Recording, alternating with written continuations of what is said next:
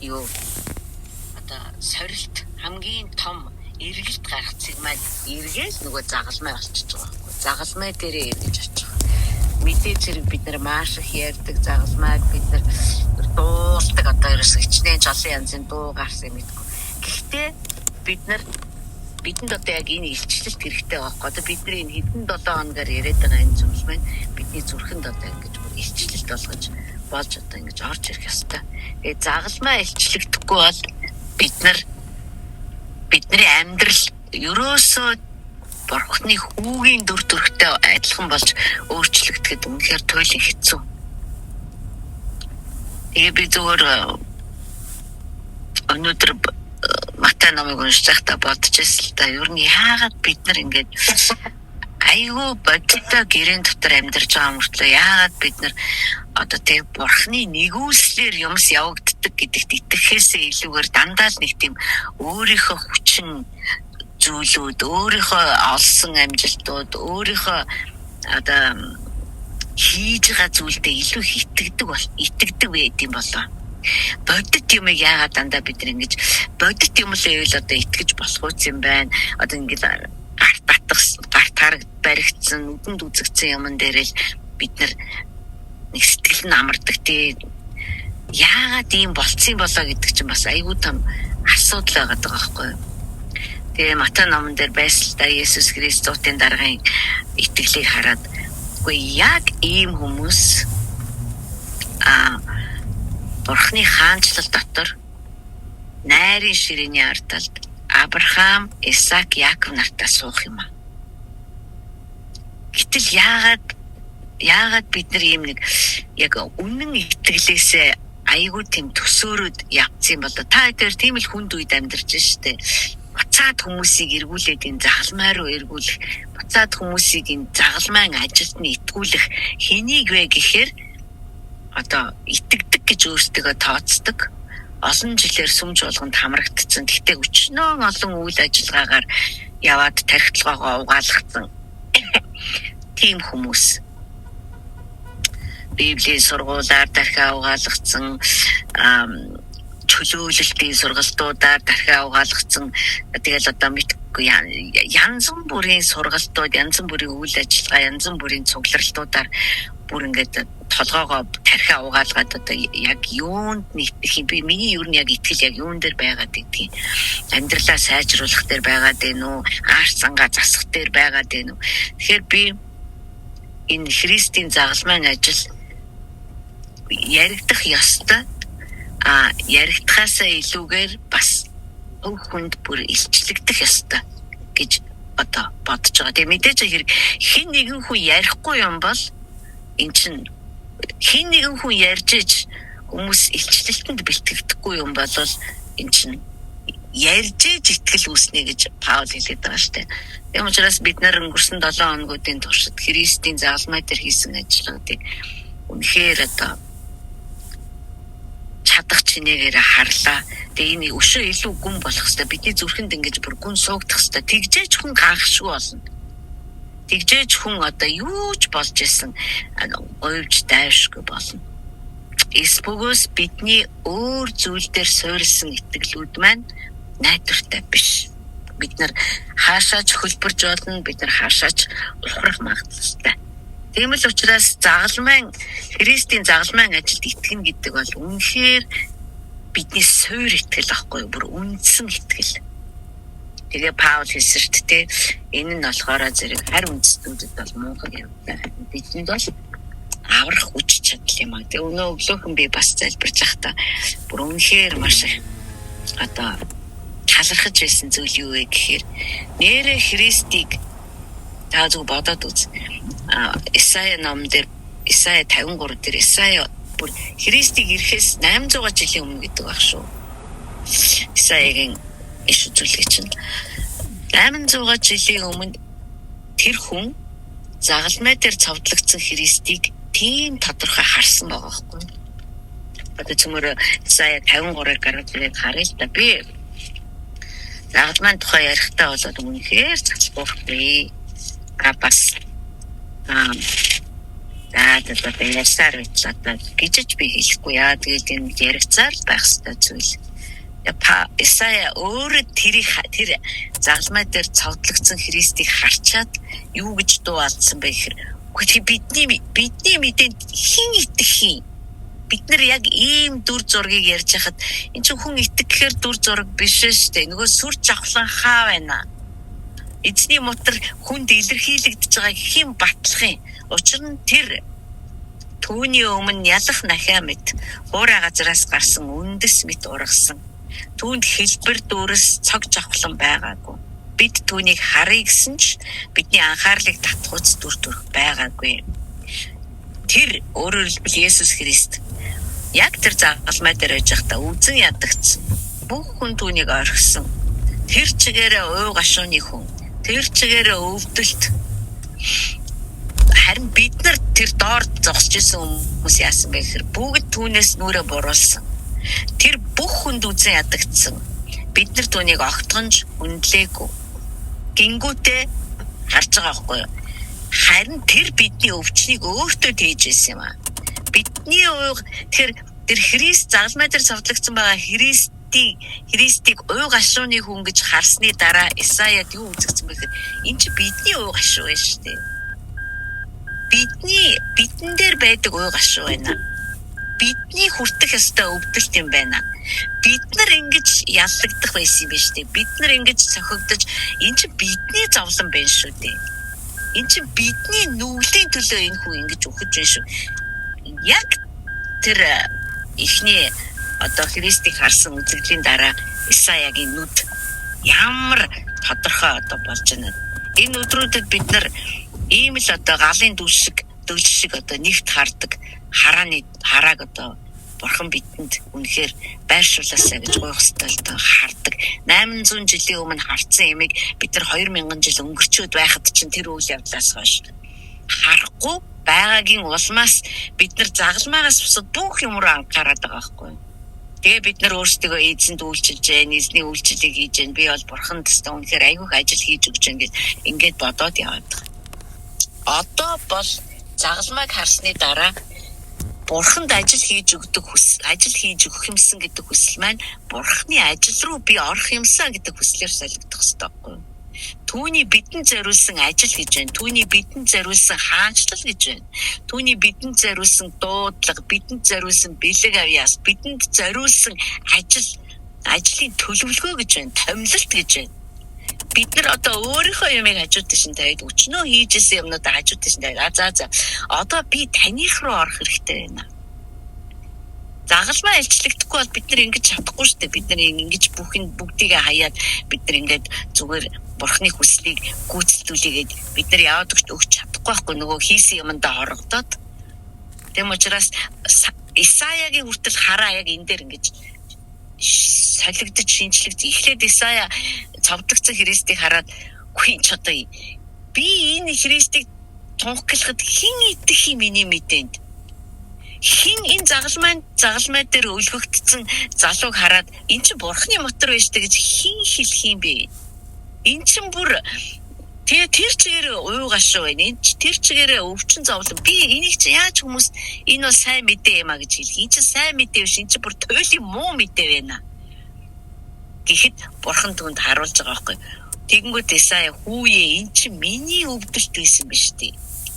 Есүс авцсан биш үү? Энэ чинь миний уугашуу байна. Энэ чинь миний дүр төрх биш үү? Миний оронд тэр орцсон биш үү?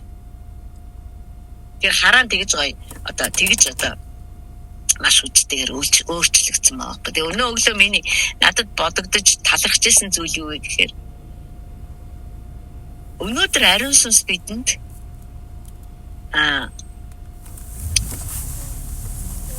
энэ Христийн ажлыг бидэнд ингэж дэлгэж харуулж одоо биднийг сургаж өгж байгаа нь өөрөө маш том хувьсгал.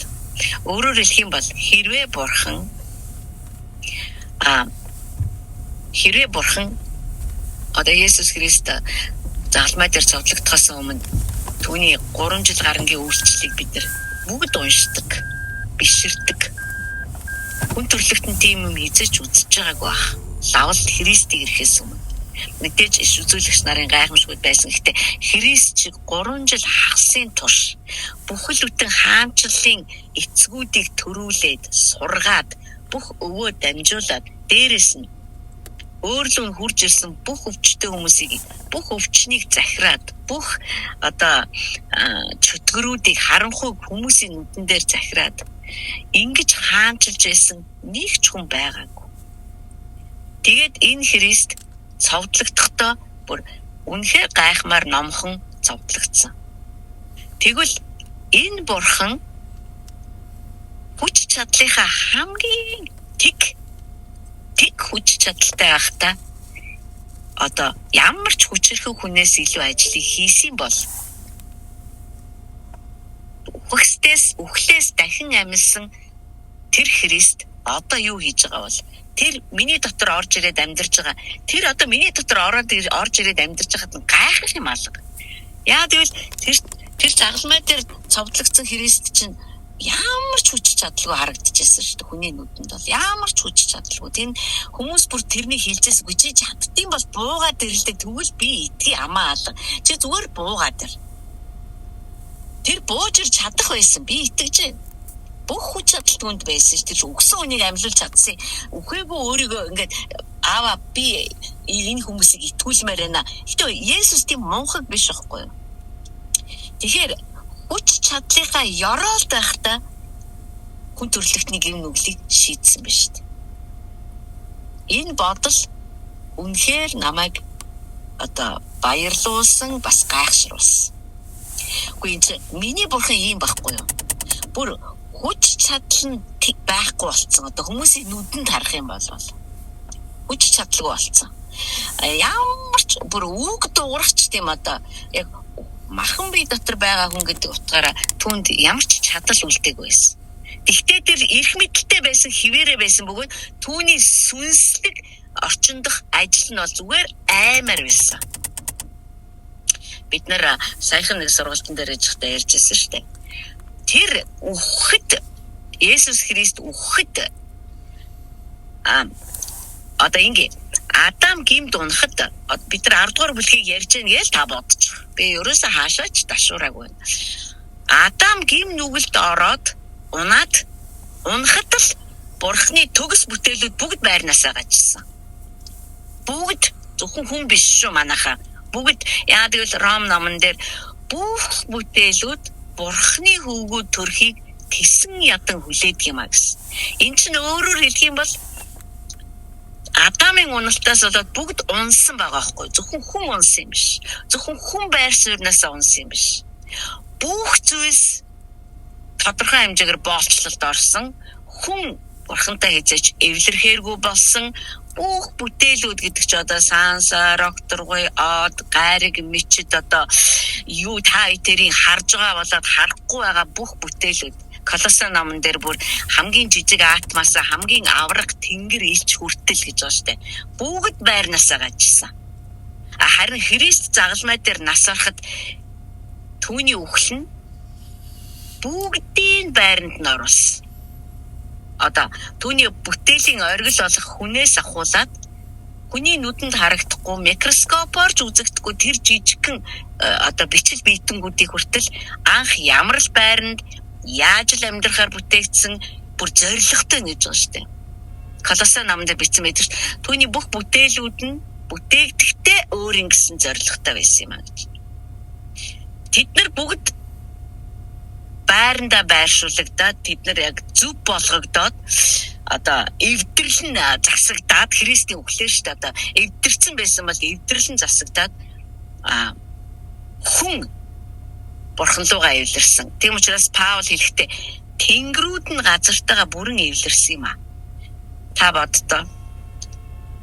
Паул Исаягийн хэлснээр загалмай дээр ингээд хин хинбэ гэж хэлэх гэхээр дүр төрх байхгүй. Тийм их зодуулж нүдүүлж хэлбэр төрсөө алдсан.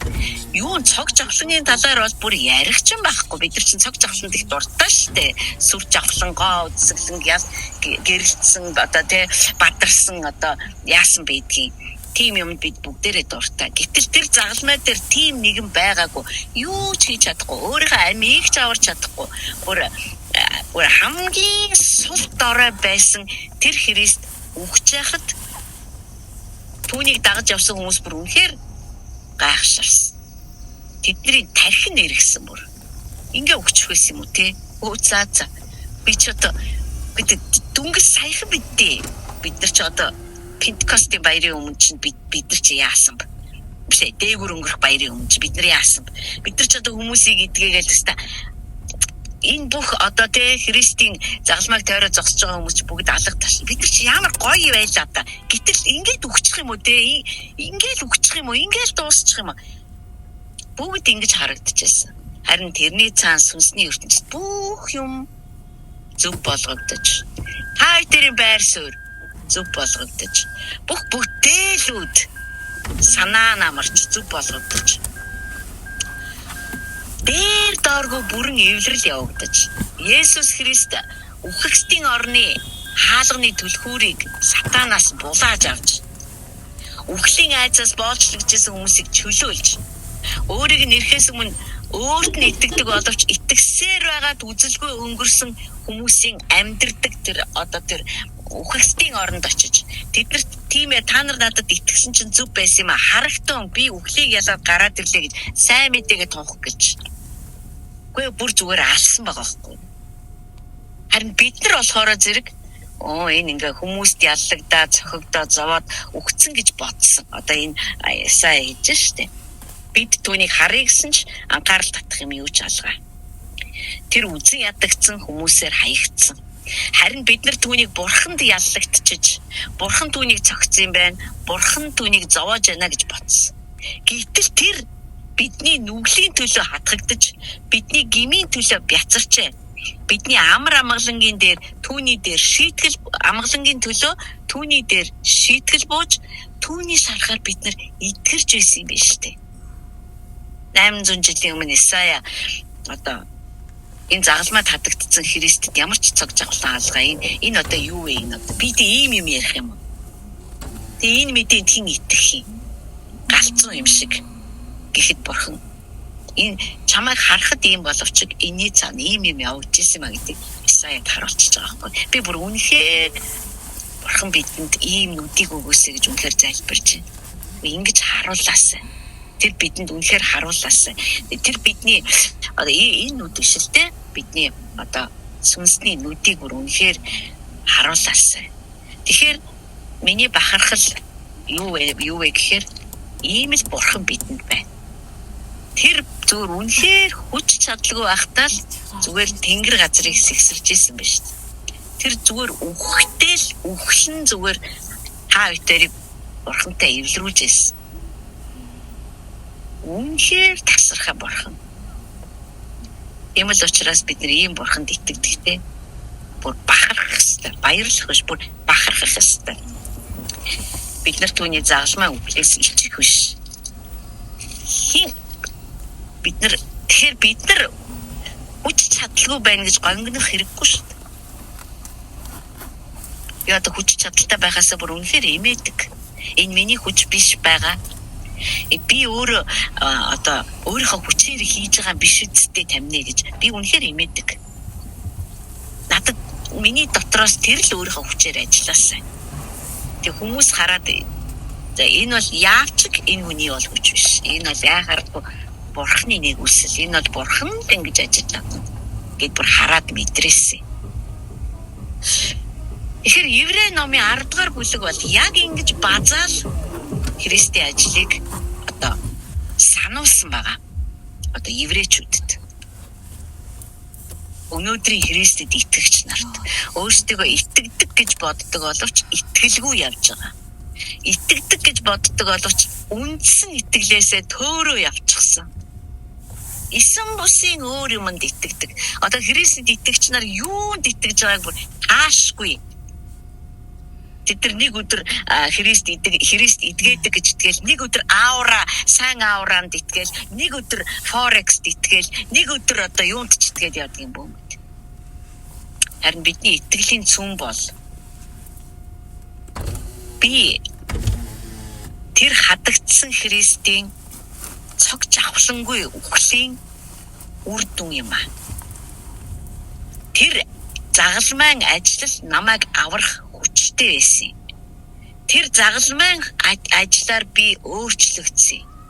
Тэр загалмай дээр би хизээч хүртэх ёсгүй бүх зүйлээ би зүгээр л агсан. Ямар нэгэн гавья мавья юу илүү дутуу надад тэрийг хүртэх ямар ч зохистой юу ч хийгээгүй би.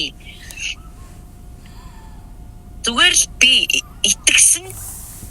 Надад бүр итгэх нэгүслийн ч тэр өгсөн. Тэгээ би тэр түүнийг бурхан гэж хүлээн зөвшөөрсөн. Тэр энэ бүх солилцоог надад хийж өгсөн. Тийм учраас би өнөөдөр зоригтойгоор эврээ өргөдөг. Давид шиг эврээ өргөдөг. Би дээшээ хард. Би түүний оршихуйд цэг зогсдог. Миний өвдөг чичрэх гэхээр би түүний оршихуйд зогсож байгаа учраас тэр агуу тэргүүн дахилжийг харж байгаа учраас миний өвдөг чичрэх байтугай бүр улам хүчтэй болдог. Нуруугаа цэхэлдэг. Өөрийн ирэхгүй би тэгшгэн болдог. Өөрийн ирэхгүй би нүүрээрээ бурхныг хардаг. Энд чинь миний одоо хийж бүтээсэн зүйлтэй холбоотой биш.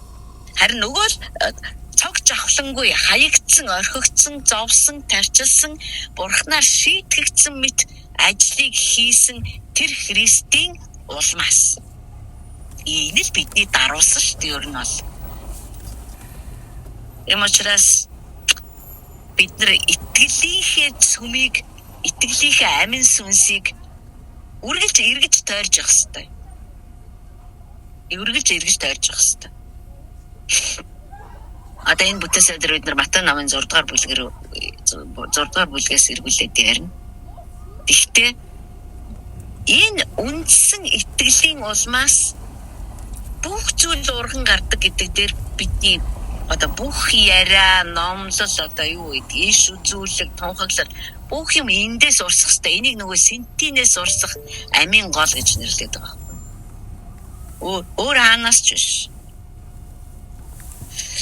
За 10 дугаар бүлэг би уншичаад тэгээд одоо чухал мэдээж хэрэг та нар маань уншаад тодорхой зүйлсүүдийг ойлгож авсан л гэж таараа. Би таны тэр ойлгож авсан зүйлийг зөв буруу одоо ийм юм энэ гэж энэ библи судлыг хийгээгүй. Харин энэ магадгүй зарим нэг зүйл дээр таны анхаарлыг илүү очихосоо анхаарлж төвлөрөөсэй гэж би хүсэж байгаа юм. Есүс Христийн өөрийнх нь байнгын хэлдэг байсан зүйл нь юу вэ гэхээр нэгдүгээрт бурхан, хоёрдугаарт бурхан, гуравдугаарт бурхан байх ёстой. Бүх анхаарал чинь түүн дээр төвлөрсөн байх ёстой. Харин бусад бүх зүйлсүүд түүнийг анхаараа явж хат чинь байрандаа орох болно. Бусад бүх зүйлсүүд янзлагдах болно гэж хэлж байгаа шүү дээ. Түүний яриад байгаа байнга давтаад байгаа санаа. За юу 10 дугаар бүлгийг гэж уншия. Учир нь хууль эрх сайн юмсын жинхэнэ дүр нь биш, харин сүүдэр нь байдаг учраас хууль жил бүр байнга өргөдөг. Мосегийн хуулийг л ярьж байна. Байнга өргөдөг өнөөхөл дахлуудаар ойртон эргчдийг хизээж төгс болгож чадахгүй. Би яагаад гэдгийг тайлбарч байсан.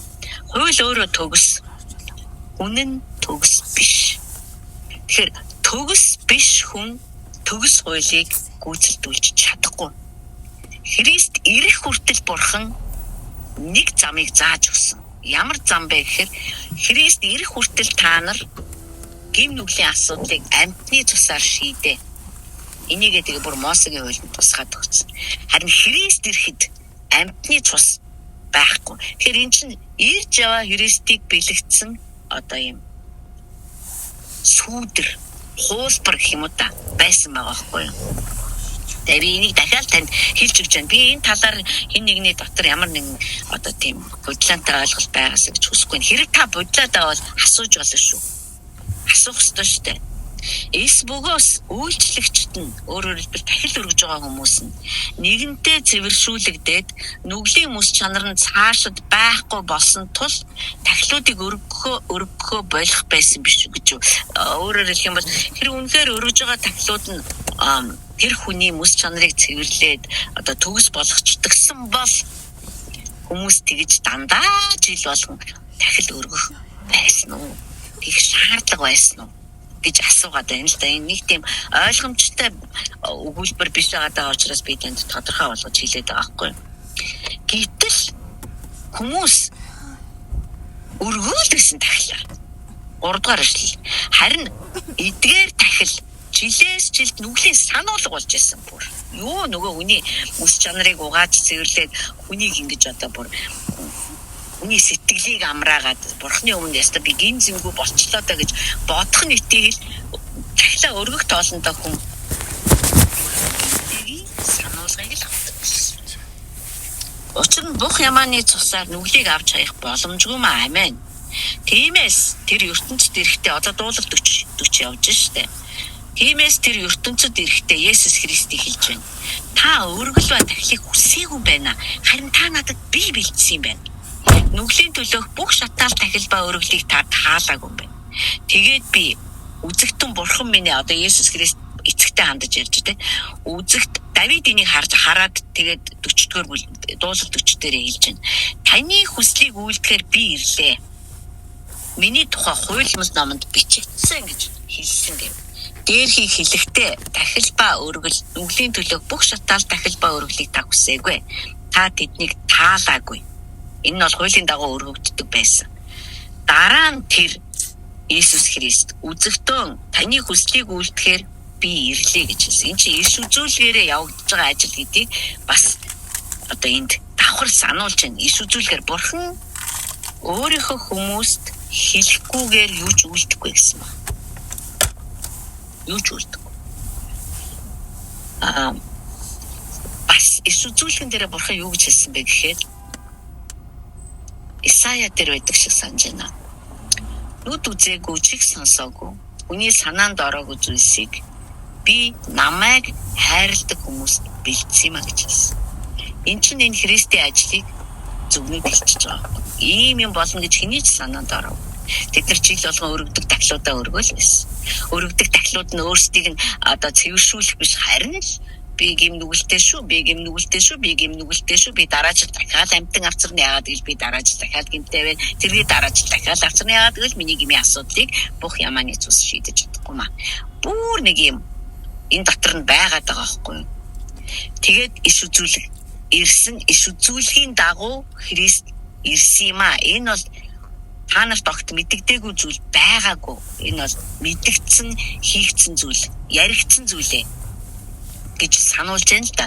Харин бидний хувьд бол бид нар ирж яваа тэр загалмай ажлыг биш, бид нар загалмайн дараах ажлууд ахгүй бид нар чинь. За таны хүслийг үйлдэхээр би ирлээ гэж айлдав. Тэр хоёр дахьыг нь тогтоохын тулд шинэ гэрээг тогтоохын тулд анхныхыг нь зайлууллаа.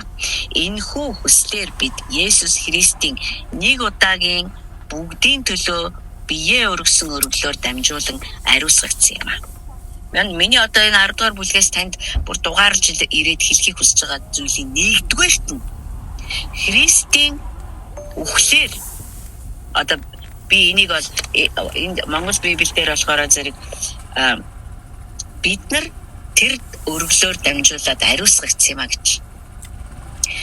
Энийг бүр ингэж одоо тайлбарлах юм бол нэгдүгээрт нь би бурхны өмнө зүг болгогдсон байна. Зүг болгогдсон. Та бодоод үзээрэй. Ром номон дээр Паул бүр дуу алтан бичсэн байгаа. Хинч бурхны өмнө зүг биш ээ. Хинч ямар ч хүн. Ямар ч ариун амьдралтай хүн гэж байхгүй. Бүгд гим үйлдсэн, бүгд түүний нэгүслээс тасарч унсан. Энэ мэдлэг ч гэсэн бидэнд илчлэгдэх ёстой шүү дээ. Зүгээр нэг тий Ром ном дээр нэр нэг тийм байдаг шүү дээ гэж зүгээр энэ толгойд байдаг мэдлэг биш. Харин яана тийштэй. Бид нар хинч түүний өмнө юугаараач зүв байж чадахгүй байна гэдгийг үнэхээр зүрхэндээ илчилж авах юм бол Христ надад ямар хэрэгтэй вэ гэдгийг бас зүрхэндээ илчилж авах. Тэгэхээр Христийн өөрийнхөө биеэр өргөсөн энэ өргөлт энэ хизээч хүн төрлөختний түүхэнд болж байгаагүй. Энэ түрүүчийн 3 өдөр би ярьжсэнтэй хүний ямарч үрийн шингэн мэнгэ юу ч оролцоогүй. Цэвэр сүнсээр хүний бие дотор бүтээгдсэн, бие болгогдсон хүн шүү дээ. Тэгээ тэр одоо өөрийгөө ингэж аяачаад тахил болгоод өгч байгаа. Амьтныг алаад одоо тэ тусгай заавар тусгай тогтоолын дагуу тахилын ширээн дээр тавихын тавиад цусыг нь одоо тэ өршөөлийн авдар дээр суудал дээр цацаад үлдсэн цусаар нь тэ тэр одоо тахилын ширээний эврүүд дээр түрхээд одоо майхан ариунаас ариун газар дах бүх юмс руу цацдаг байсан бол харин Есүс Христийн энэ өргөл болохоор сайн дураараа өөрийгөө өгöd өөрийгөө асуулаад одоо хүний гараар асуулаад үхээд өөрийнхөө цусыг аваад тэгээд бурхан эцгийн өмнө дээшээ тэнгэрүүд рүү яваад орж байгаа. Тахил байгаа. Тэгэхээр энэ өргөл бидний хамгийн нэгдүгээрт яасан бэ гэхээр нөгөө бурхан бидээс ингэ нуруугаараа харсан байсан шүү дээ. Нөгөө гим үйлчлээс бол уг нь ингэж хоёлаа бүр эдийн цэцэрлэг дотор бүр гүн хөрлөж авсан. Хамтран бизнес хийжсэн. Хамтарч эдэнийг одоо тогтжуулж одоо тий одоо бурхан амьтдыг бүтээж хүн нэрлэж одоо хоёулын эв найрамдалтайгаар хамтдаан амьдарч улмаар амийн мод ноос идэж сүнслэгээр одоо амьдрахыг сурч ингээд мөнхөд өөрийн бурхантайгаа засаглах байлаа.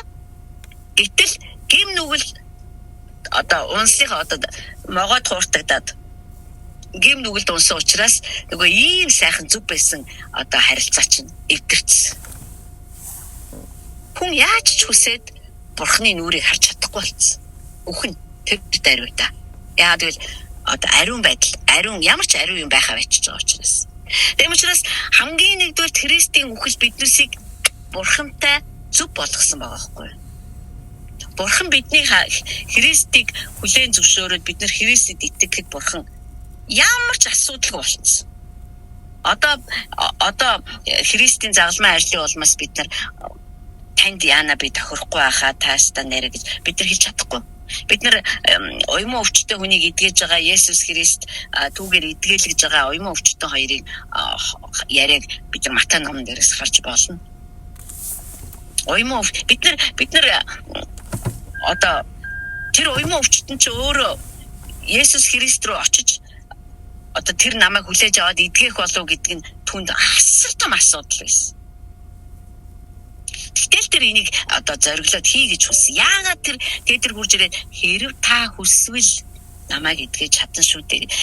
Тэр Христ рүү очихдоо бүр туйлын их айдастайгаар намайг хүлээж авахгүй байх, эдгэж уган чадна л та гэхдээ хүсэхгүй байхаа. Тэр энэ чинь нэг эвдэрсэн хүн бурхан хоёрын харилцаа шүү дээ.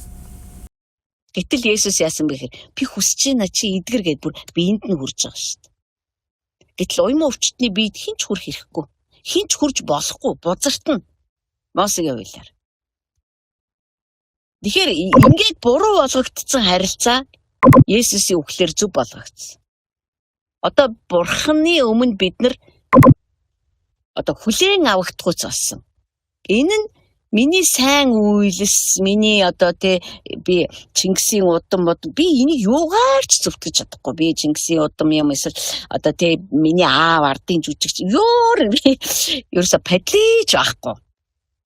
Би яг хөөрхий юм, би одоо аятайхан юм эсвэл би одоо сүмийн пастор юу ч энийг хийж чадахгүй. Тэгэхээр энийг хийж чадахгүй юм байна шүү дээ.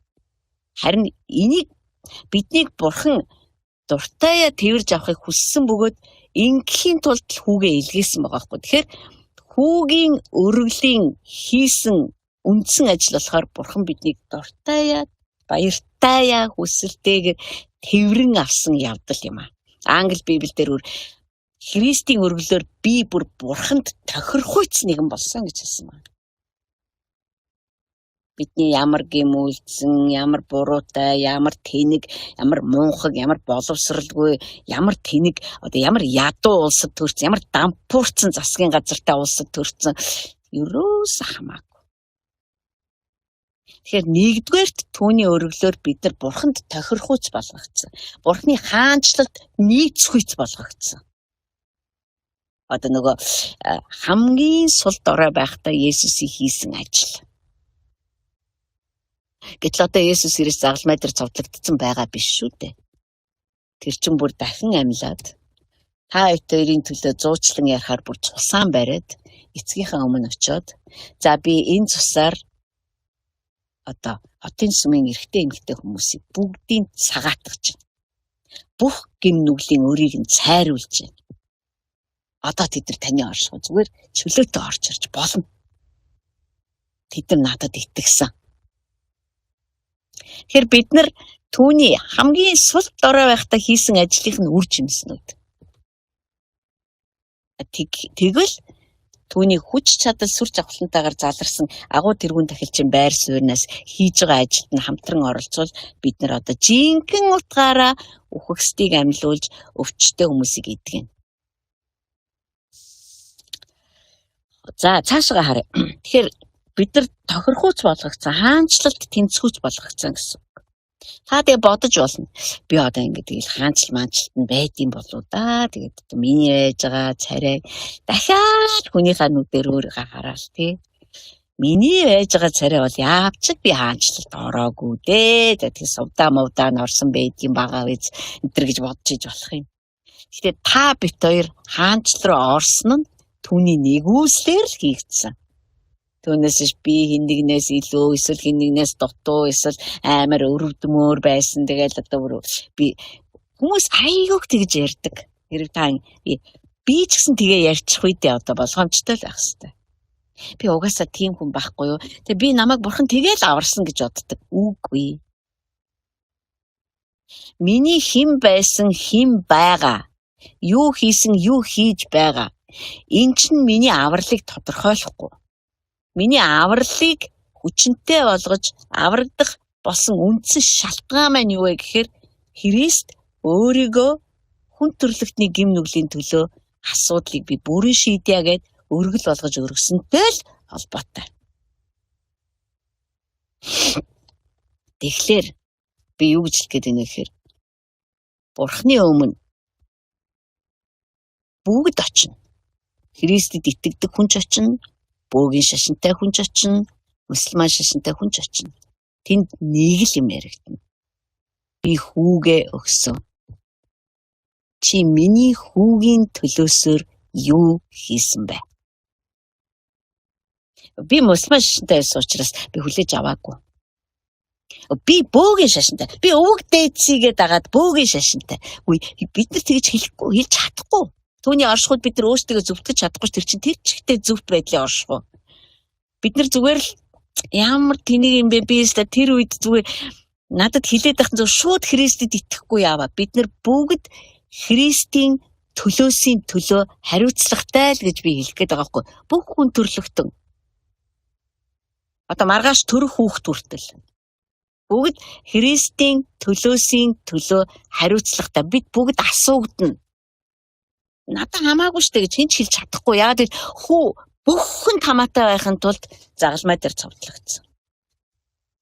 Итгэсэн бүх хүнд энэ нь авралын хүч болсон. Тэгэхээр бид нар тийм л амар хариуцлага тооцох өдөр гэж байгаа. За тэр өдрийг энд бас бичсэн байгаа. Тэрийг бас хэдүүлээ харна. Тэгээд би тэнийг бичиж авсан гэж найдаж байгаа. Нэгдүгээр тэр мөнгөд муудалцсан байсан хүнтэйгээ бүрэн эвлэрсэн юм а. Христийн загалмайн ажиллаар. Энэ зөвхөн Израилийн тухай асуудал биш. Тахилч болгон өдөр бүр үйлчлэн нүглийг хизээч зайлуулж үл чадах өнөөхөл тахлуудаа дахин өргөсөөр зогсдог. Харин Есүс Христ үрд нэг удаа нэг мөсөн нүглийн төлөөх тахлыг өргөөд Бурхны баруун гарт заларсан бөгөөд одоо тэр юу хийж өгнө гэхээр өөрийнх нь дайснуудыг хөлийнх нь гიშгүүр болгохыг хүлээгээд байж байгаа. Хин дайснуудыг хөлийн гიშгүүр болгох юм? Ууда та тэр өөр хинч биш.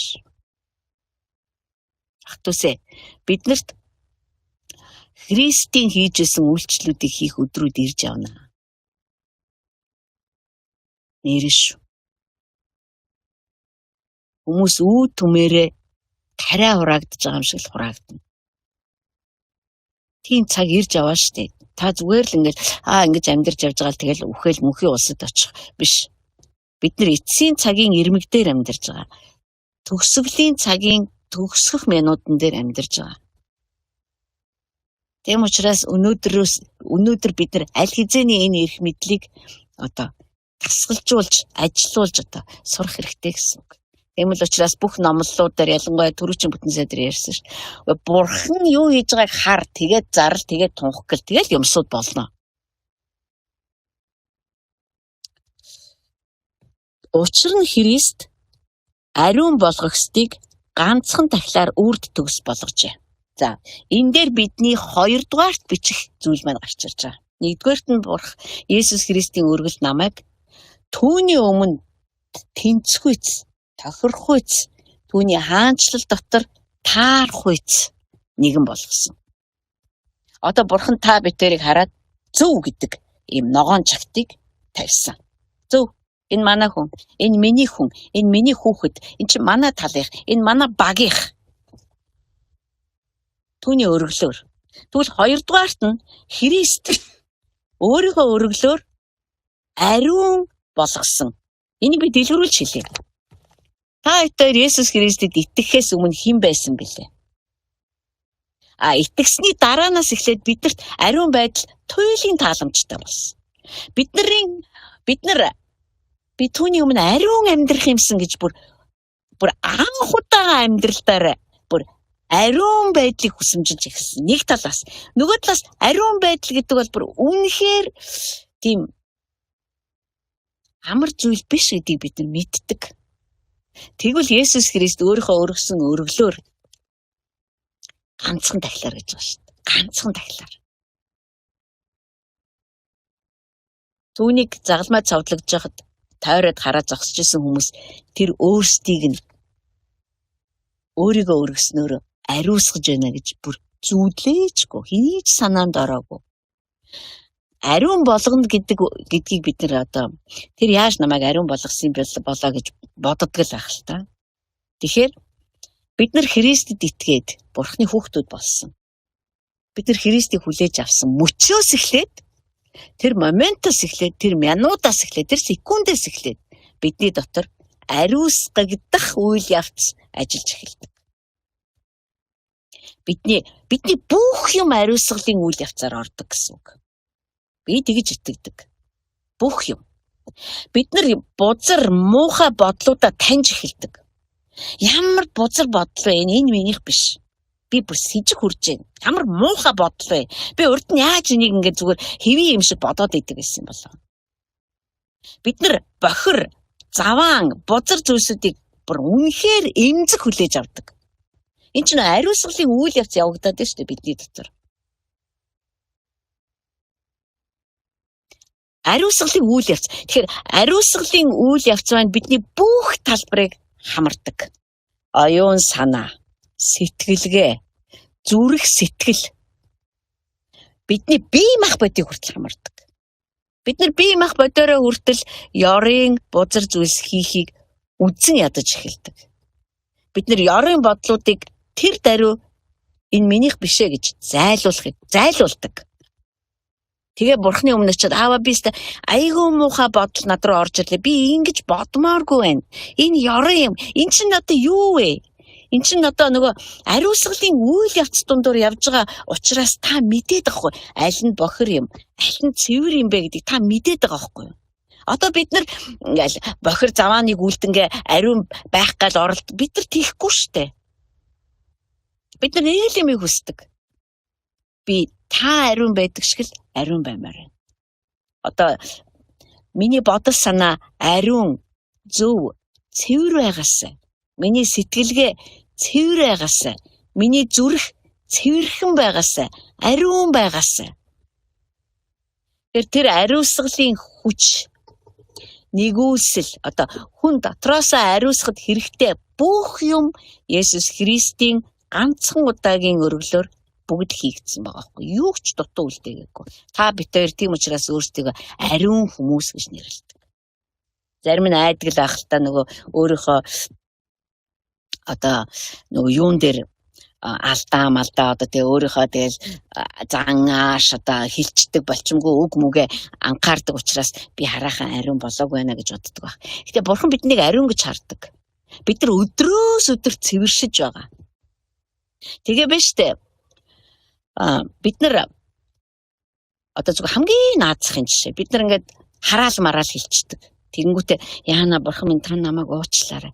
Энэ ямар чухал гэж. Та намайг уучлаарай гэж яхтаа бид нар угаагдчих байдаг. Зэвэршүүлэгдэж байдаг. Энэ ямар бохир юм бэ? Би дахиж ингэж хэлэхгүй. Хараал хэлмээргүй байна. Би хүнтэй хэрэлдмээргүй байна. Би хүнийг хуурмааргүй байна. Би худлаа ярмааргүй байна.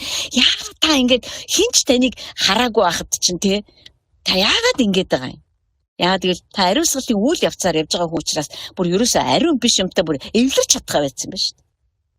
Тэгээ энийг хин ингэж хийж өгсөн. Хин ийм юмыг миний дотор бий болгосон. Шинэ гэрээ чи яагаад миний гадаа биш бүр дотор ороод ирсэн. Яагаад намайг дотроос мань одоо бохир байна.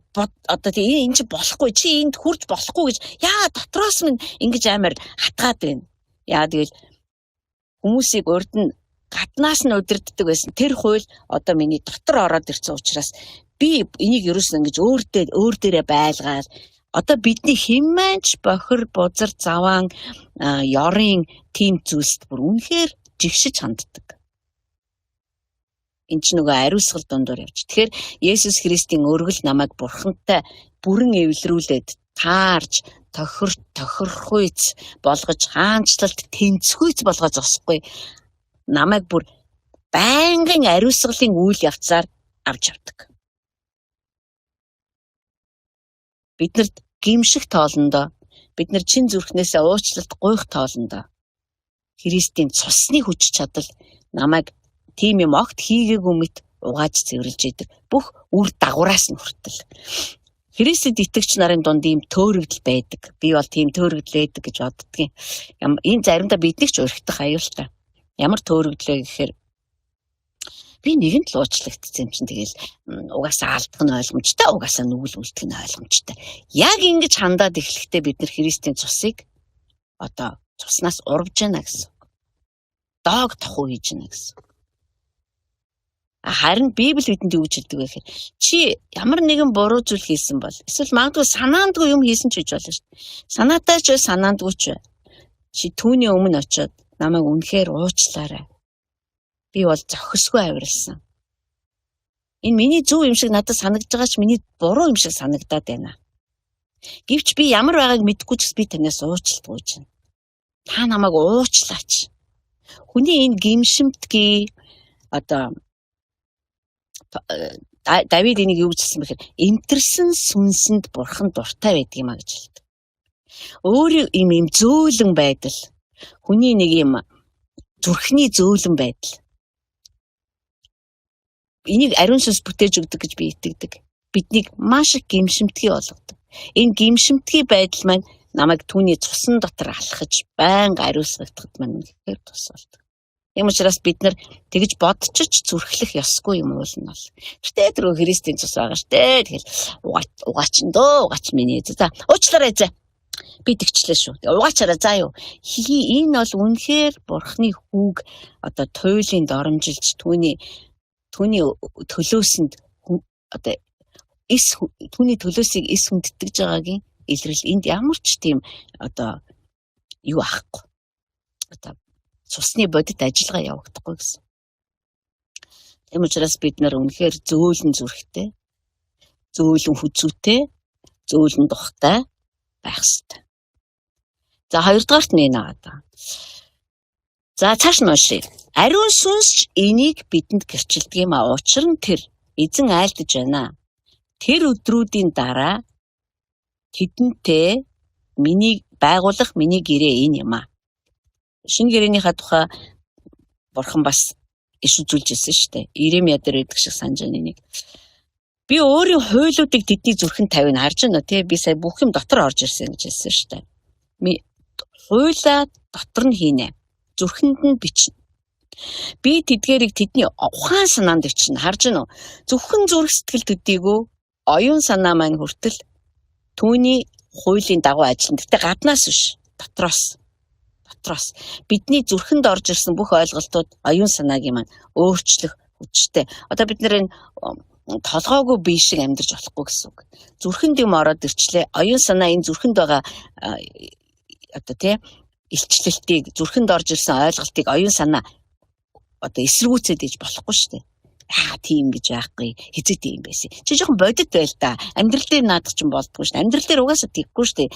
Яг ч зүгээр зүрхэндээ итгэл явал да. Оюун санаа бол нөгөө хитрхийх давмгайлж захирж боос хийсээрээ сурцсан учраас бидний зүрхэнд итгэлийг багалзуурдахыг хүсдэг. Харин бид нар энийг Христийн дуулууртай байдалд байнга олцлуулж явах хэрэгтэй. Гээд цаашид тэдний нүглүүд, тэдний хууль бус явдлыг санахгүй. Иесус Христийн хийсэн ажил харж байна уу? Тэр бидэнтэй тооцоо хийхгүй гэсэн. Эдгээр зүйлсийн уучлал байгаа газар нүглийн төлөөх тахил цаашид байхгүй болно. Иесус Христийн өргөсөн тахил нь нэг удаагийнх байсан бөгөөд нэг мөсөн хийгдсэн. Дахин давтагдашгүй тийм тахил байсан. Би таныг энэ тухай маш их боддог байгаасаа гэж хүсэж байна. Энэ тухай бодох тусмаа та ямар үнэн, ямар гайхмаар, ямар аймаар гэсэн мөртлөө ямар хүчрхэг болохыг нь та мэднэ. Мэдрэнчиг. Ингэж бидний ойлголт батчихна. Тэгээ магадгүй та амьдралдаа хизээж харж байгаагүйгээр загалмайн ажлыг харах, тэр илчлэлтийг хүлээж авах. Илчлэлтийн гэрэл бидэнд л орж ирэх ёстой шүү дээ. Паулыг 3 хоног сохор болгосон тэр илчлэлтийн гэрэл, тэр загалмайн дэрэгдэх уулзалт бидний хувьд болох ёстой.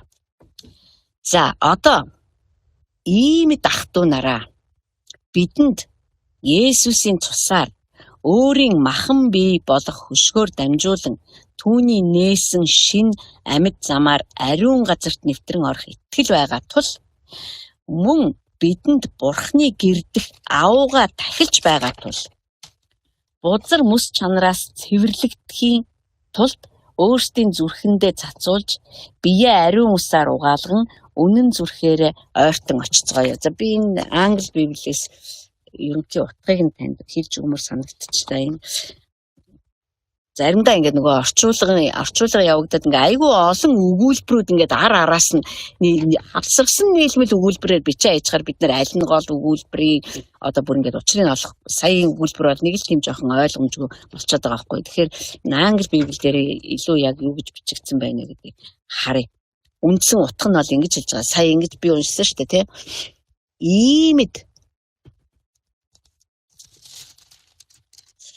Иймд ахтунараа бидэнд Есүсийн өөрөөр хэлэх юм бол тэгэхээр ямар ч саадгүй шууд Бурхны өмнө очиж зогсох боломжтой болсон гэсэн үг. Би бүр танд ингэж өгүүлбэрээр задлж хэлж байна. Нийгэмд биднэрт ийм агуу аврал өгөгдөөд, ийм агуу өргөл төлөөс бидний төлөө төлөгдөөд, бид нар Бурхантай зүв болгогдоод, бид нар түүнд таархуйц, тохирхуйц, хаанчлалтанд тэнцхүйц болгогдоод, ариусгалын үйл явцаар орж ариусгагдаад, бидний гим нүглүүд арчигдаад, Бурхан тэрийг эргэлж санахгүй гэд нэгэнт ийм агуу зам бидний өмнө нээгдсэн бол шууд Бурханы өмнө очиж. Түүний өмнө зүгээр шууд очив. Ямар ч хаалтгүй. Яагаад? Тэгвэл Есүс Христ ариунаас ариун газрыг нээлттэй болгосон. Хааж исэн хөшгөн түүний бие байсан. Газар дээр Есүсийг цовдлогж байхад сүмийн хөшиг 2 хуваагдсан бол сүнслэг ертөнцид Есүс Христ өгөхэд түүний бие хуваагдаад бид нар ариунаас ариун газар руу орох цоошин амьд замтай болсон. Тэгээд биднийг оруулахгүй байх бүх саадуудыг энэ чинь бидний гим нүгэл Бурхан руу ойртоход мөнхийн саад болж ирсэн шүү дээ. Бидний ариун биш байдал, бидний унсан байр суурь. Энэ бүгдийг Есүс Христ цусаараа цэвэрлээд ариунаас ариун газар руу өөрийнхөө биеэр хөшгөн гэж үзэх юм бол өөрийнхөө биеийг бүр хувааж зам гаргаад ингээд нээлттэй болгоцсон учраас бид нар шууд Бурхан руу очие гэж хэлж байна л та. Шууд очие. Ямар саад байхгүй. Учир нь Христ Есүс өргөл болгохдоо урсан цусаараа бүх замыг цэвэрлсэн, бүх саадыг цэвэрлсэн. Бидний хувьд ч ялгаагүй. Бид нар бол Израиль хүмүүс биш шүү дээ. Бид нар ч бүр харь үндэстэнгүүд. Бид нар гэрээний гадна байсан хүмүүс. Гэтэл түүний өргөл биднээсээ гэрээний дотор оруулсан. Гэрээний дотор оруулаад бид нар бүх израилчуудын ард нэг юм бурхан зөвшөөрвөл ариунаас ариун газар руу ордог болоогүй. Бид нар зөв шууд энэ ямар одоо хүчтэй ятгалга вэ? Үгүй ийм гайхалтай төлөөс төлсөн байж тээ. Зүгээр яваад орё. Зүгээр яваад орооч.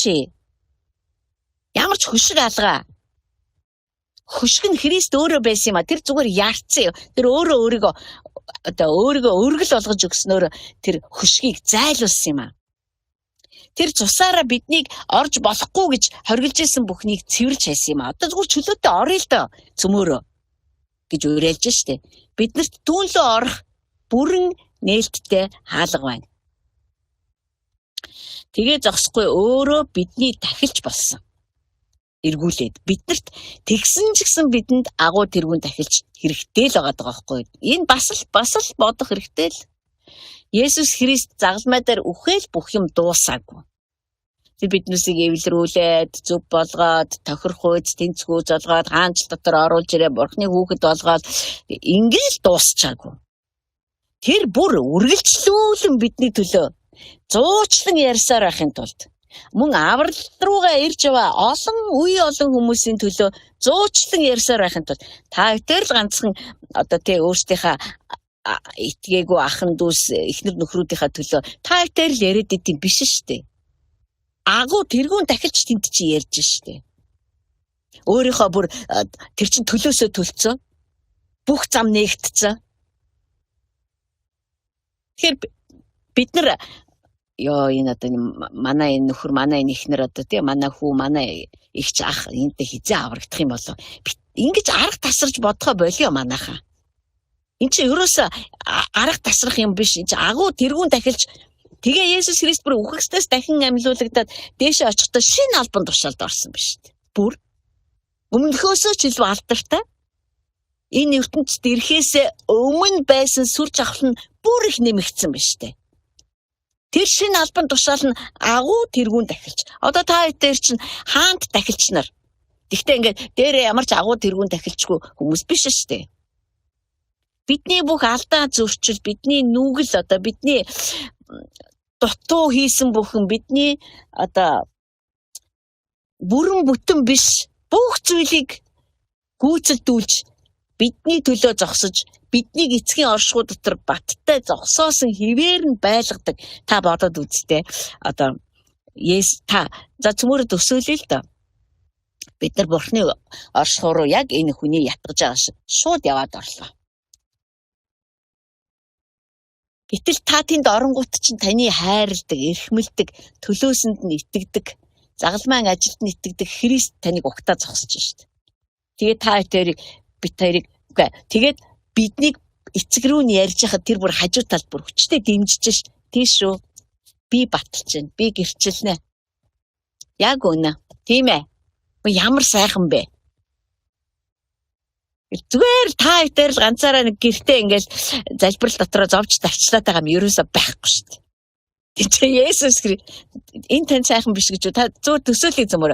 За биднээсийг хүрсэх ерөнхийлөгч дуудлаа гэж бодъё. Одоо. За хотын сүмийнхаа бүгдээрээ үрээд ирээ. Би та нартай уулзах хэрэгтэй байна. Зүгээр төсөөлж байгаа шүү цаа. Тэгээ бид нар тэр дуудсан цагт нь дуудсан өдөр засгийн газрын ордонд очиод ерөнхийлөгчийн өрөөнд ортол тэнд одоо юу гэдгийг те мэдхгүй. Монголын биш дэлхийн евангелийн эвслийн ерөнхийлөгч зогсож байна. Тэгээд одоо манай ерөнхийлөгч хэлий.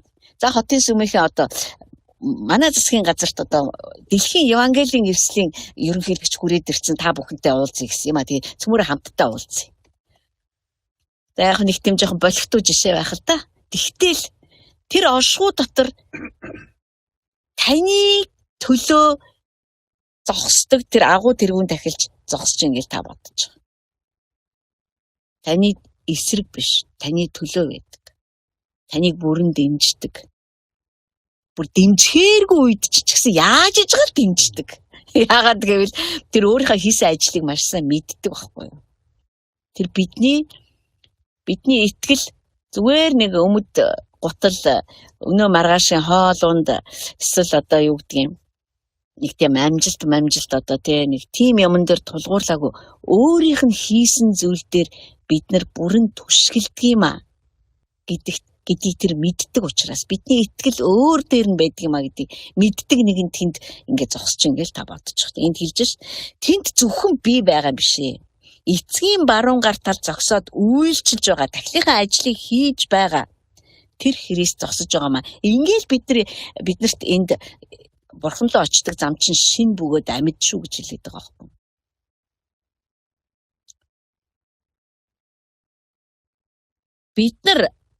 Бид нар бүр үнэхээр биднэрт бүх давуу байдлууд биднэрт бүх ашиг, итгэлийн ашгууд бүгд хангалттай өгөгдсөн.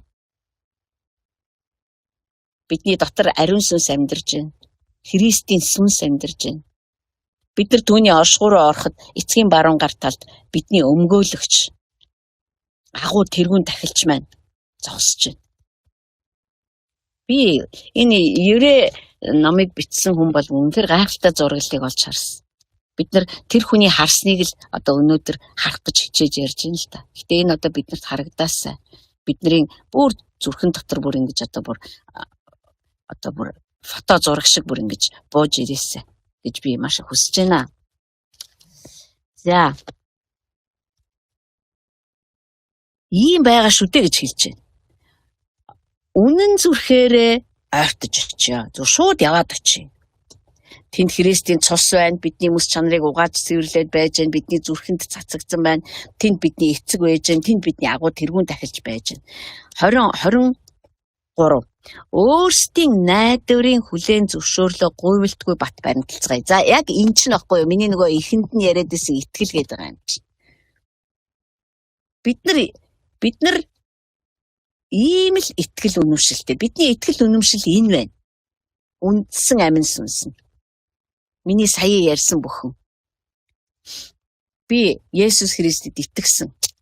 Түүний загламын ажил одоо жилээс жилд, сараас сард биднэр лөө улам дэлгэрэнгүй, улам гүн гүнзгий ярьж гэн та анзаарч байна уу? Бид нар өмнө нь энэ талаар ойлголтгүй байлаа.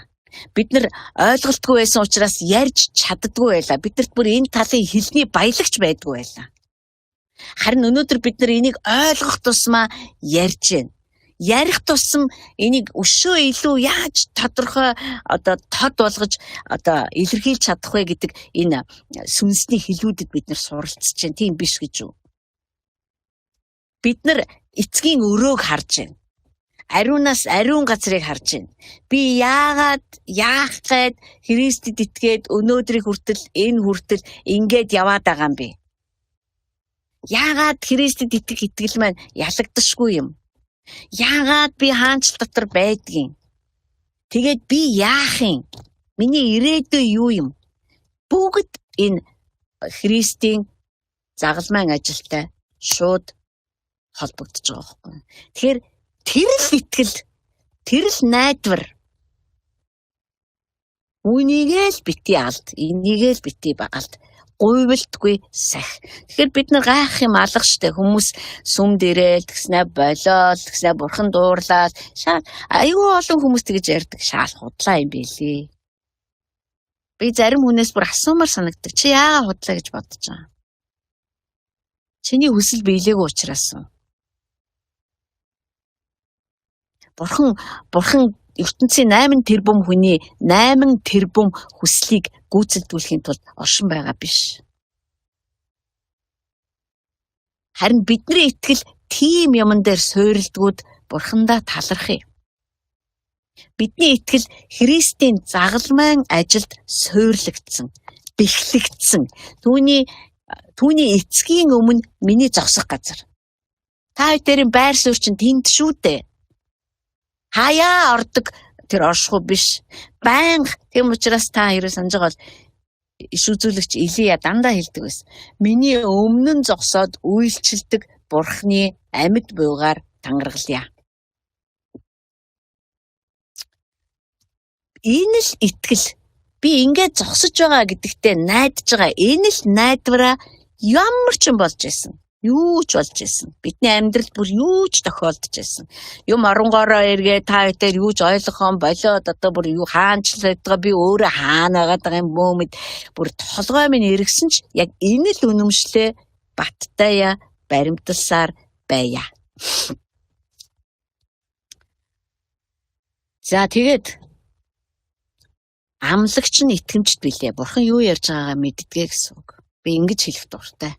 Бурхан ярьж байгаа зүйлээ юу яриад байна гэдгийг маш сайн мэддэг. Тийм учраас түүний хэлсэн үг болгон биелээ олдог. Еврей номын 4-р бүлэг. Бие болон сайн үйлсэд хөхүүлэн урамшуулахад анхаарай. Ингэхдээ зарим хүмүүсийн зуршил болсон шиг хамтран цуглахаа болилгүй. Харин нөгөө өдөр ойртож үг харах тусам бие зоригжуулъя. За энийг би ойлгомжтой болгож ярмаар байна. Яа гэвэл энд бас тийм чиг юм сайхан ойлгомжтой юм шиг харагдаж өгөхгүй байна. Тэгэхээр ойлгомжтой болгоё.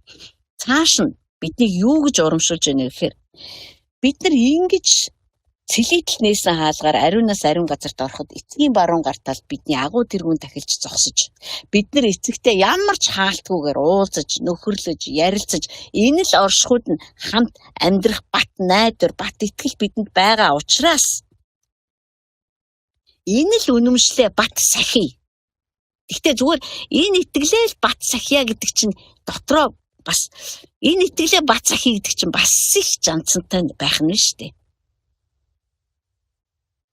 Зарим хүмүүс тэгдэггүй би тэгэл сүм мөмд яваад жаах тий тэгэл би итгэлээ бат сахиа суужих болоо шүү дээ гэдэг. Зарим хүмүүс болохоор зэрэг би итгэлээ бат сахиж байгаа учраас би итгэлээ бат сахиж байгаа ах дүүстэйгээ хамт байх нь чухал юм а гэд хамтдаа цуглардаг. Янз бүрийн шалтгаан байдаг. Гэтэл энд юу гэж үтсэн байна гэхээр нэгэнт ийм үнэмшил бидэнд байгаа юм бол бидэнд гэж байгаа шүү. Би бинийг хайраар урамшуулъя. Өөрөөр хэлбэл би бинийгээ урамшуулахдаа бид нар яг найзаа, ах минь, дүү минь, анд минь, найз минь, хүү минь, охин минь, нөхөр минь, эхнэр минь санаач. Христийн төлөөсийг санаач. Бидний өмнө нь амьдардаг Бурхны амьд байгааг санаач. Тэнд бас агуу тэргүүн тахилч минь хамт зогсож байгааг санаач. Бидний өвдгийг гуйхгүй болгож зогсоодог түүнийг санаач. Гэж би бинийгээ хайр дотор урамшуулъя, хөхүүлье, дэмжиж. Одоо энд хамтдаа цугларахын ямар гүн ач холбогдолтой болохыг энд тайлж өгч байгаа байхгүй. Зүгээр сүмдээ ирээрээ, та сүмдээ хүрээд ирээрээ. Тэгээд нэг тийм одоо тий нөгөөтгөн тэгэл нэг сүмдээ очиогүйдээ шаналал одоо ингээл эн чинь одоо бүгд туйлын утга учиртай шүү дээ. Би он гараад ер нь сүмийн тухай ярих гэж бодож байгаа. Христийн чуулганы талаар бид нар ярих ёстой. Яагаад гэвэл Христийн чуулган бол Бурхны энэ газарт байгуулсан сүнслэг засгийн газар. Сүнслэг засгийн газар. Тэгээ энэ засгийн газар ажлаа сайн хийх ёстой. Энэ засгийн газарт ажиллаж байгаа хүн бүр эцгийн оршихуй дотор ордог, Христийн төлөөсийг мэддэг, Христийн төлөөсийг хүндэлдэг. Тийм нэгэн байх ёстой. Энэ чинь одоо нөө хуучны улиг домог болсон сүмдээ ирээрээ гэсэн чинь шал өөр.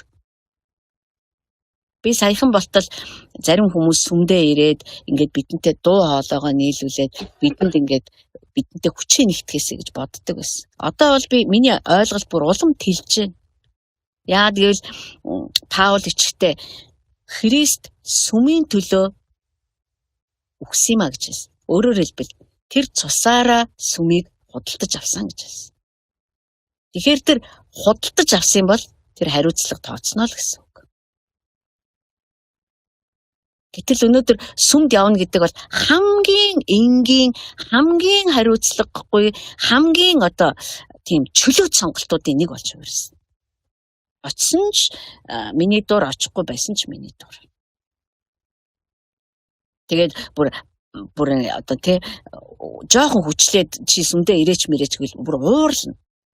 Чи миний эрх штий. Өчнөө байна уу? Энд чинь сайн дурын байгууллага юм байна. Сайн дурын байгууллагыг Есүс цусаараа худалдаж аваагүй маа. Чуулганыг тэр цусаараа худалдаж авсан. Би тийм чуулганд үйлчилдэг гэдэгтээ итгэдэг. Харин та юу гэж итгэдэг вэ? Асуудал нухацтай учраас нухацтай л асуугдана бид нар. Энийг одоо яагаад би энийг одоо сүмд ирэхгүй хүмүүсийг ирүүлэх гэж хэлж байгаа ч юм биш. Ирнэ үү, байна уу хүний асуудал. Тэгээ бид нар хараа бурхан болоод түүнд хамаатай зүйлүүдэд нухацтай хандхаа болоод эхлэхэд бидний сүнслэг амьдралд эвдрэл үүсэж эхэлдэг гэж нэг ухаантай хүн хэлсэн байлээ. Би энийг зөв гэж итгэж байгаа. Бид нар амьдралын талбар, хувийн амьдралын, ажлын талбар, сүм чуулганы талбар гэдэг 3 талбар дээр бид нар хэрхэн бурхны аймаар дүүрэн амьдрах тухай Джонатан Дэвидийн хэлжсэн үгсүүдийг монгол хэл дээр орчуулад бид нар тарааж ирсэн. Ихээр хэлж байна. Ийм итгэл үнэмшил байгаа юм бол одоо би бинийг хайраар урамшуулъя, шүүмжлэх биш. Надад үнэхээр чуулганы тухай миний ойлголт өөр байдаг учраас би хүмүүсийг сүмдээ яагаад ирэхгүй байгаа гэж би одоо асууха болцсон л доо.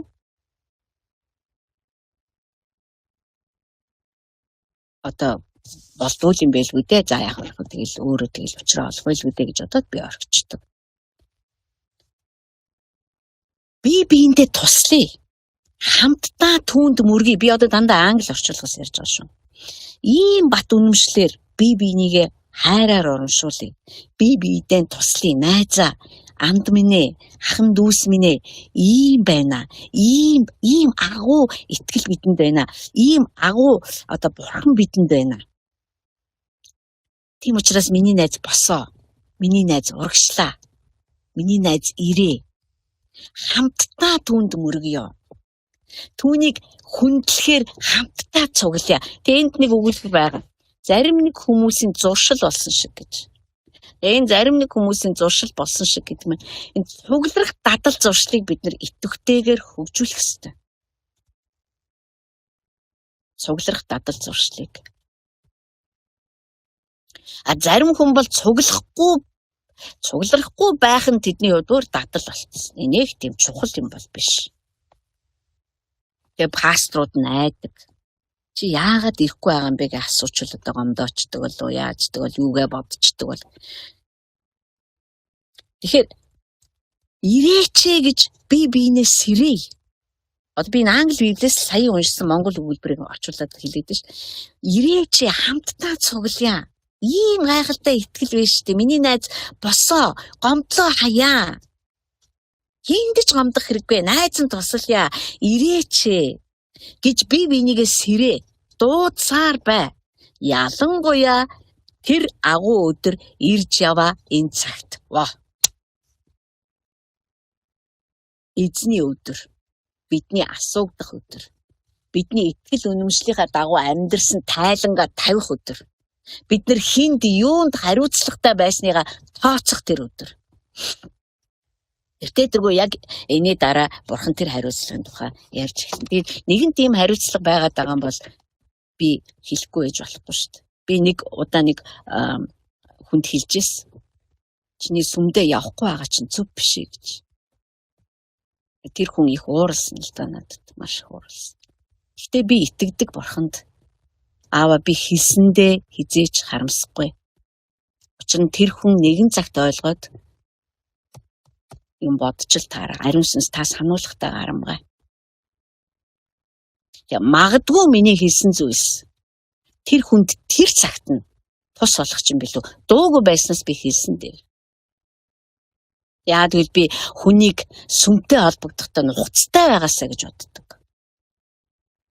Энэ бидний зүгээр нэг тийм дураа хүрхээр ирээд дургуугаа хүрхээр яваад идэг тийм газар биш.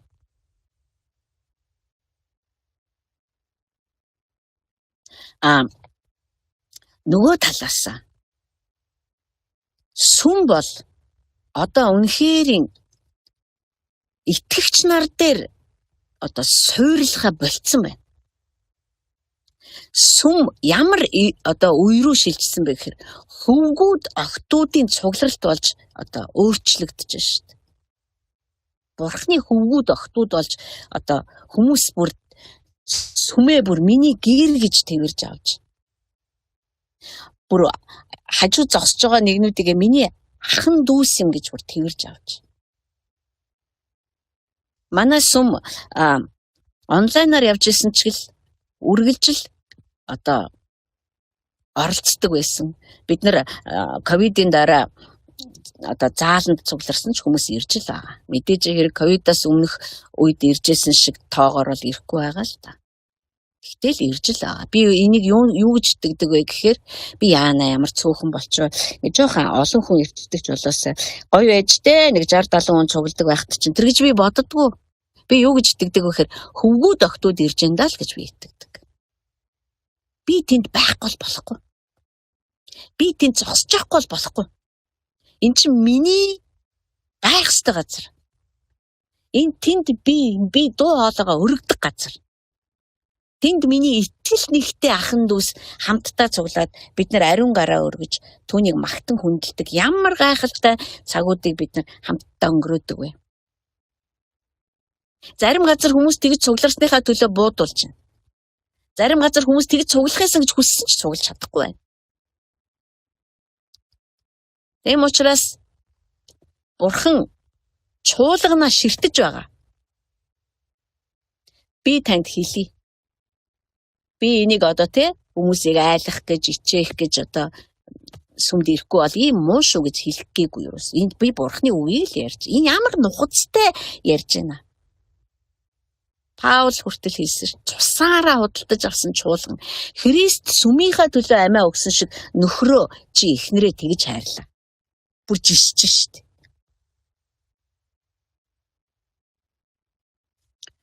Тэр өдөр ирж явна гэдэг чинь таны тайлангийн өдөр ирж яваа гэсэн үг.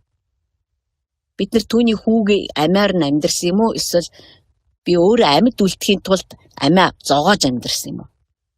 Би түүний төлөвлөгөөнд дотор байсан юм уу, гадна байсан юм уу? Миний ярьжсэн зүйл үнэн байсан юм уу, эсвэл би дүр хэсэгжсэн? Би хүртэл ярьсан бүхнээрээ шалгагдана манайхаа. Тэгээ нөгөө амар лагмаг гэж бодож исэн пастор чинь хаанчлын гадаа гарцсан шүдэ хавраа зогсож явах үе. Би тэгхгүй байхын тулд бүр үнэхээр гिचээдэг. Би өөрөө тэнцэхгүй байхын тулд би Паулыг үнэхээр ойлгож байна. Бүрэн бүтэн биш ч гэсэн. Тэгэхээр тэр өдрийг бид нар үргэлж мэддэг байх хэрэгтэй. Цааш нь уншия, улам дэлгэрэнгүй болно. Одоо бол би Монгол Библиэс заяатай Монгол Библиэс уншилаа. Би бас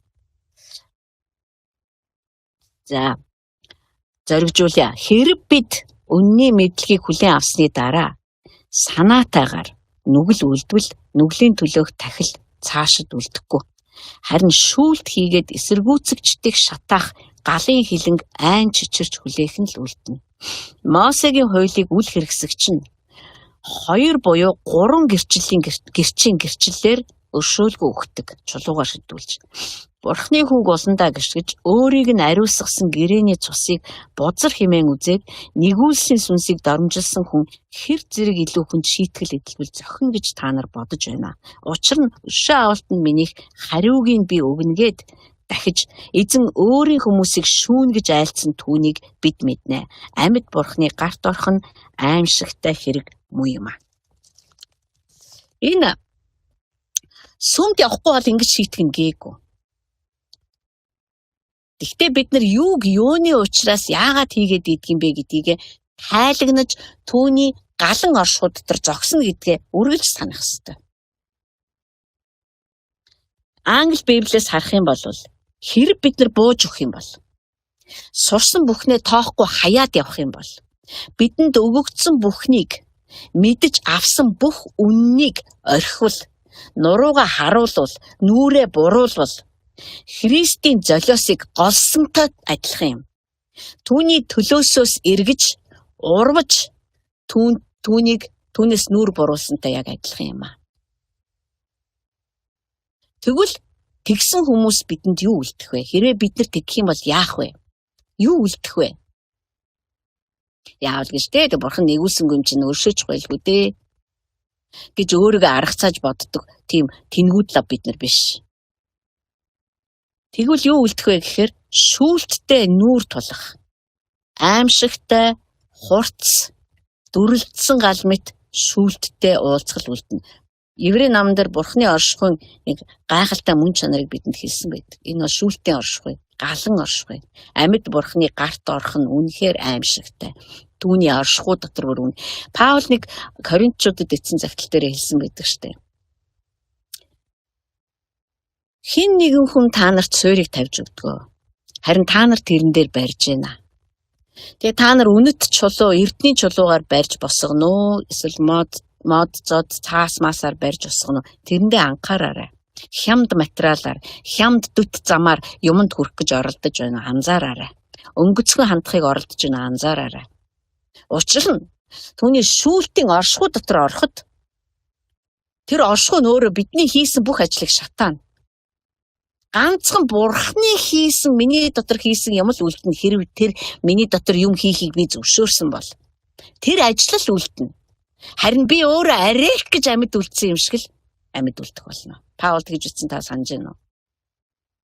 Тэгэхээр бурхны шүүлт нь өөрөө одоо Христийн төлөөсөнд хайхрамжгүй хандсны одоо шүүлт гэж орж ирж байна. Христийн төлөөсөнд хайхрамжгүй хандна гэдэгт чинь бидний бүх сүнслэг амьдрал, бидний ажил төрөлдөө хандаж байгаа хандлага, бидний амьдралдаа хандаж байгаа хандлага, бидний хувь хүний сүнслэг амьдралд хандаж байгаа хандлага, тэр байтугай эд баялагт хандаж байгаа хандлага, эрүүл мэндэд хандаж байгаа хандлага, энэ чинь бүгдээрээ орж ирнэ.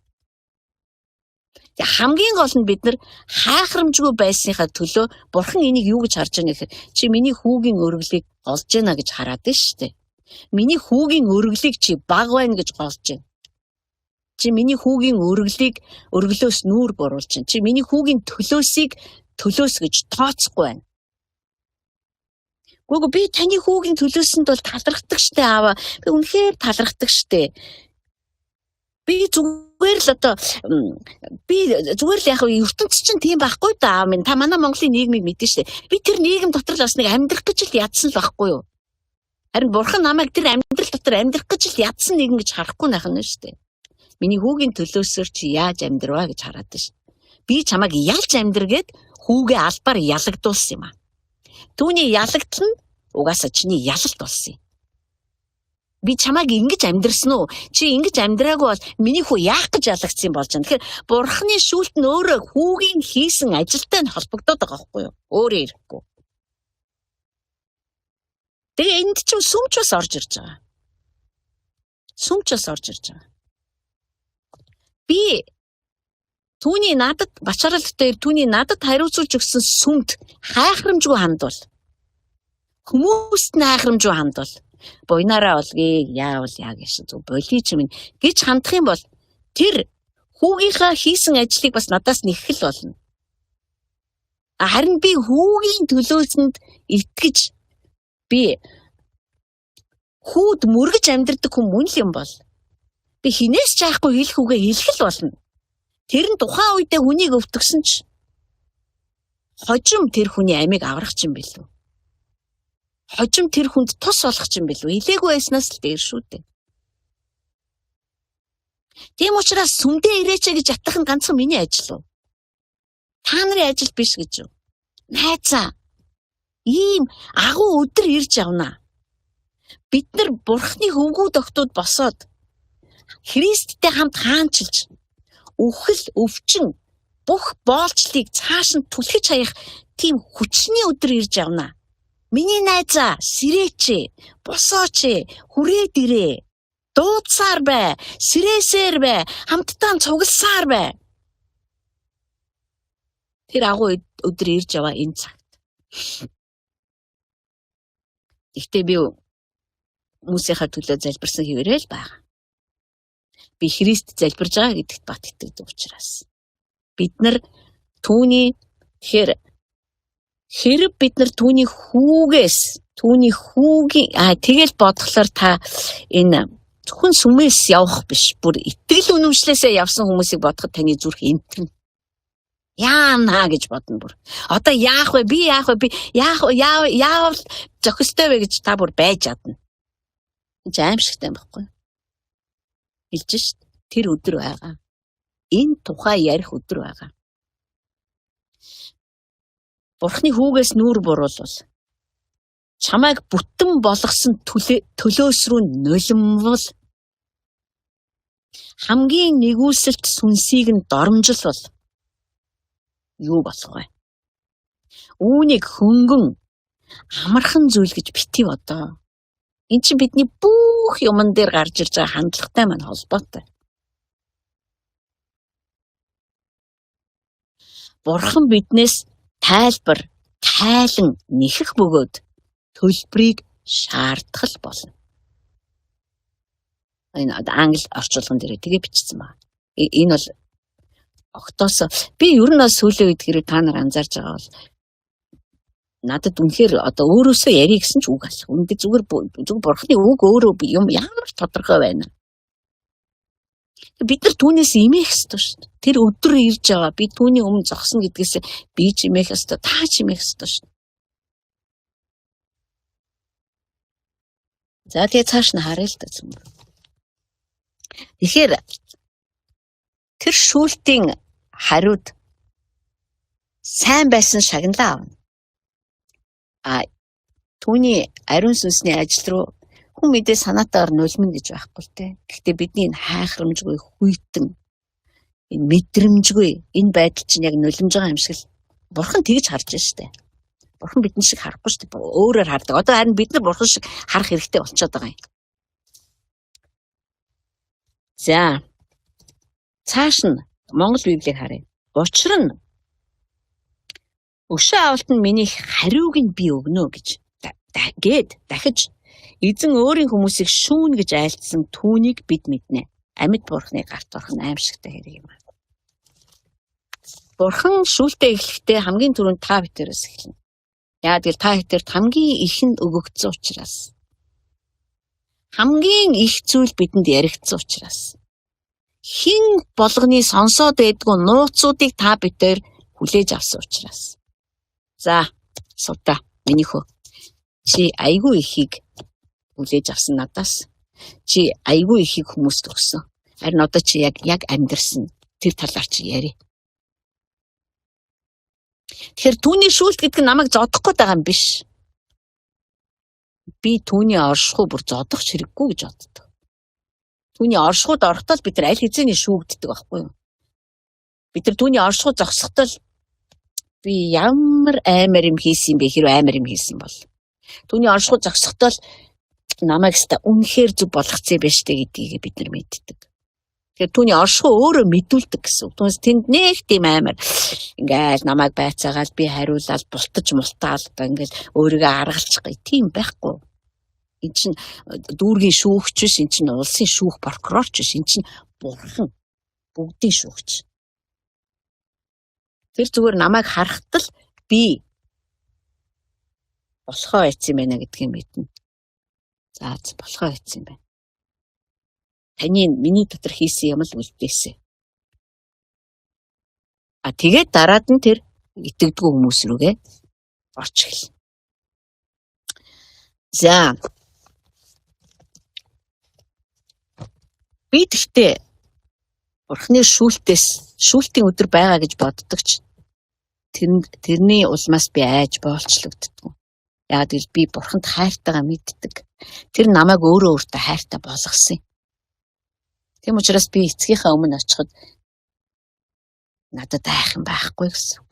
Тэр намайг өвтгөхгүй.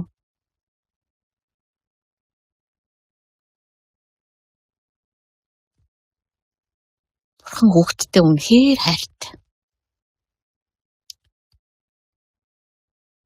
Тэр ямар их хайртайг бид нар бүр төсөөлөхгүй.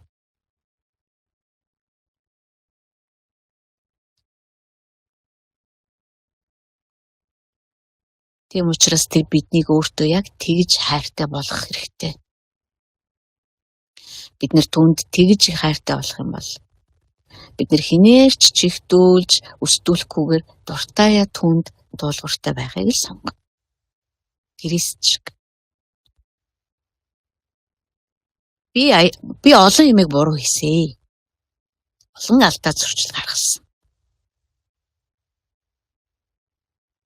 Гэхдээ би нэг л юмыг мэддэг. Би түнд хайртай. Энийг бол би ёстой сайн мэдэн шүү. Тэр намайг өөртөө хайртай болгож чадсан. Би түнд хайртай учраас надад яана шүлтийн өдөр би даалуулах байхаа махаа гэж би хайхгүй. Мэдгүй тэр өдөр юу болох юм би мэдгүй. Би нэг л юмыг аягүй сайн мэддэг.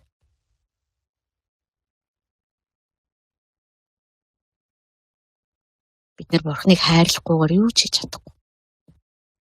Бидний хийж байгаа бүхэн утгагүй. Бидний хийж байгаа бүхэнд үнц нь байхгүй. Бид нар хайртай учраас л түүний төлөө амьдарч, хайртай учраас л юу ч болж исэн түүнд итгэж, түүнд найддаг.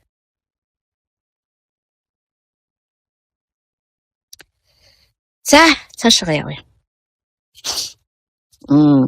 Та нар өнгөрсөн өдрүүдээ гэгээрүүлэгдсэнийхаа дараа зовлонгийн үлэмж зөрчлийг дэвчснээ санагтун. Буруутгал болон цөхрөл дотор нийтийн үзмэр болж тийхүү ад үзэгдсэн тэдгээр хүмүүсүүдийн хамсаатан болж байсан. Учир нь илүү сайн мөнхийн өмч хөрөнгөтэйгөө та нар мэдэх тул бид нар удахгүй баялагын тухай ярьж эхэлнэ. Өнгөний тухай ярина. Яг л миний ойлголт зэгцэрсэн учраас. Харин энд нэг баялагийг ярьж байгаа. Номер 1 баялаг. Бид нар энэ л баялагийг хурааж хоригдлуулахын төлөө амьдардаг. Ямар баялаг вэ? Илүү сайн мөнхийн өмч хөрөнгөтэй юм а бид нар. Үүнийгээ та нар мэддэг учраас хоригдохстод инэрэнгүү хандаж, эд хөрөнгийг чинь булаан авахд ч баяр хөөртэй байсан. Анхны тэр еврей одоо цөмөр еврей хүмүүсийн тал дээр ярьсан л та. Тэд англи библиэлд бол ингэж хэлсэн байгаа. Та нар анх итгэж байхдаа анх гэрлийг харсан өдрүүдээ санаж гэнэ үү? Үнэхээр хүнд байсан штэ. Бүгдийн өмнө гадуурхагдан зодуулж, бүхий л төрлийн хүчирхийлэлд өртөж байсан. Заримдаа заримдаа найз нөхдөд чинь хүчирхийлэлд өртөж байлаа. Хэрв тэд нар чинь найз нөхөд чинь шоронд орвол чи өөрөө орсон мэт зүрх сэтгэлээрээ хамт байж шаналж байсан. Одоо тэр тэдний нөгөө хавчигдж байсан үеийн зовлон ярьж штэ. Дайсан орж ирээд эд юмсыг чинь тонон дээрэмдэж байхад чи инээмсэглээл зогсож байсан.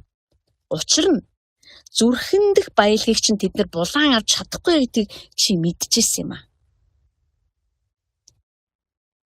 Есүс Христ Матай номын 6 дугаар бүлэг дээр биднэрт хэлсэн. Чи газар дээр биш, тэнгэрт эд баялагийг хураа гэж. Зүрхэн дэх баялагийг чинь тэд булаан авч чадахгүй чи мэдчихсэн учраас чамайг дээрэмдэж байгаа хүмүүсийг хараад чи зүгээр л инээж исэн. Тэгвэл одоо ч тэр итгэлээ битгий орхи. Битгий хай. Одоо тэр анх итгэжсэн. Одоо бид нар ярьдаг ш анхны хайраа битгий хай. Битгий орхи. Халуун зүрх сэтгэлээ эргүүлээд өрд дүрлзүүл асаа. Хизээж унтаршгүйгээр. Зуурсаар бай. Бурхны төлөвлөгөөтэй хамт байсаар бай. Тэгвэл чи сайн төгсгөлийг, сайн гүйцэтгэлийг харах л болно. Бурхны чамд амласан бүхнийг хүлээж авах л болно гэж хэлж байгаа байхгүй. Тэгэхээр энэ ч бас биднэрт чамаатай. Бид нар анх итгэж байхдаа нэрээ ямар одоо юу ч бид нар зогсоодгүй байлаа шүү дээ. Амаргүй байсан шүү бас. Би бүр тэр анх итгэжсэн хүмүүсийг бол бүр тэд нар бүр биднээс ч илүү хэцүү байсан байхаа гэж бодож байгаа. Магадгүй тэр хүнд хэцүү байдал биднийг улам хурцлж ирсэн баг. Одоо өнөөдөр илүү тав тух бидэнд байна л да. Бид нар одоо өнөөдөр гэхтэл өвлийн хүүтэнд нэг газар цуглараад ингээл одоо суугаад библи судал хийхийнхээ оронд бид нар дулаан гэрээсээ шууд ингээл ярьчихж байна. Энэ бол ололт амжилт мөн. Гэхдээ энэ дотор бид нар тавлаж болохгүй, бид нар тугсаж болохгүй байхгүй. Энэ нь өөрөө биднийг одоо сүнслэг амьдрал дотор маань залхуурлыг үүсгэж болохгүй. Бид нар үргэлж санаж явах хэрэгтэй. Тэр санахаар барахгүй бид нар тэр галыг байнга өрдөж явах хэрэгтэй шүү дээ. Одоо энэ хотын сум дотор яригадаад байгаа энэ үгсүүд чинь таны итгэлийг өрдөх түлшин байх хэрэгтэй байхгүй. Бүр өрдөж идэг ерөөс. Тийштэй. Тэгээ таны өөрийн чинь хувийн алхаа. Ховчилсан энэ үгэн дотор байгаа энэ үгийг уншиж байгаа энэ одоо тэгээ залбирал одоо мэдгүй юу гэдэг. Тэгээ бие биентэйгээ хамт цуглаж байгаа бүлгийн уулзалтууд. Одоо болох гэж байгаа Крисмас хүшээ бүх юм бидний бүр ингэж өрдөж асааж явах хэрэгтэй. Бид нар энэ л бат үнэмшлээ барьсан хിവэрэ байх хэрэгтэй. Тэгээ цааш нь ингэж хэлж байна. Тиймэд агуу шагнал бүхий итгэлээ бүү хаягтун. Бидний Христийн загалмайн ажилд итгэх итгэл, загалмайн хүчээр би өдрөөс өдөрт өөрчлөгддөг. Загалмайн ажлын улмаас би дахин төрсөн. Загалмайн ажил дээр миний бүх тэнгэрлэг солилцоонууд хийгдсэн. Энэ агуу итгэл чинь өөрөө шагналтай гинэ манайхан. Шагналтай. Паул шагналын тухай Ром номдэр гайхалтай хэлсэн байдаг. Энэ шагнал бол хүн ажил хийгээд авдаг цалинтай огт адилхан биш. Өөрөөр хэлбэл би сайн үйлс бүтээсэн учраас бурхан надад сайн үйлс сайн хийлээ миний үгтэйгээд өгж байгаа юм биш. Би зүгээр итгэсэн учраас. Итгэлээрээ амьдрдаг учраас. Ямар ч тохиолдолд итгэлээс сахидаг учраас. Энэ итгэл чинь чамд шагналыг өгнө. Авраам 25 жилийн турш итгэсний эцэст Исаакийг авсан шүү дээ. Яг шагнал мэт. Дараад нь тэр хүүгээ дахлын ширээн дээр үхсэн мэт авчиж өгтөө дахин амьлуулагдсан мэт дахин хүлээж авсан. Түүнээс төрсэн хүүхдүүд нь бүхэл бүтэн үндэстэн бий болгосон. Тэгэхээр бидний итгэл дими хоос юм биш. Шагналтай гэж би итгэдэг. Үе би энийг өөртөө сануулдаг. Шагналын төлөө би итгээгүй. Гэхдээ миний итгэл бол шагналтай гэж бурхан хэлсэн бол шагналтай л гэсэн үг. Тийм учраас би хүүхэд шиг догтлон байж шагналаа үлээдэг. Хизээ намайг шагнах болоо. Ямар гоё би шагнуулах юмсан. Шагнал дургуун байдаг бах уу? За, тэг хэлж гэн. Та нар бурхны хүслийг биелүүлээд амлагдсныг хүлээж авахын тулд төвчээр хэрэгтэй, тэсвэр хатуужил хэрэгтэй, даван туулах чадвар хэрэгтэй, үйл явц хэрэгтэй. Бидний зарим залбирлууд хугацаа шаарддаг, тэсвэр хатуужил шаарддаг. Бид нар хүлээх хэрэгтэй байдаг. Хүлээлтэн дотроо бид нар даван туулах чадварт суралцж байдаг. Итгэсээр байхад суралцж байдаг. Хүлээлт болгон бидний итгэлийг шалгадаг, сорьдог, сунгадаг.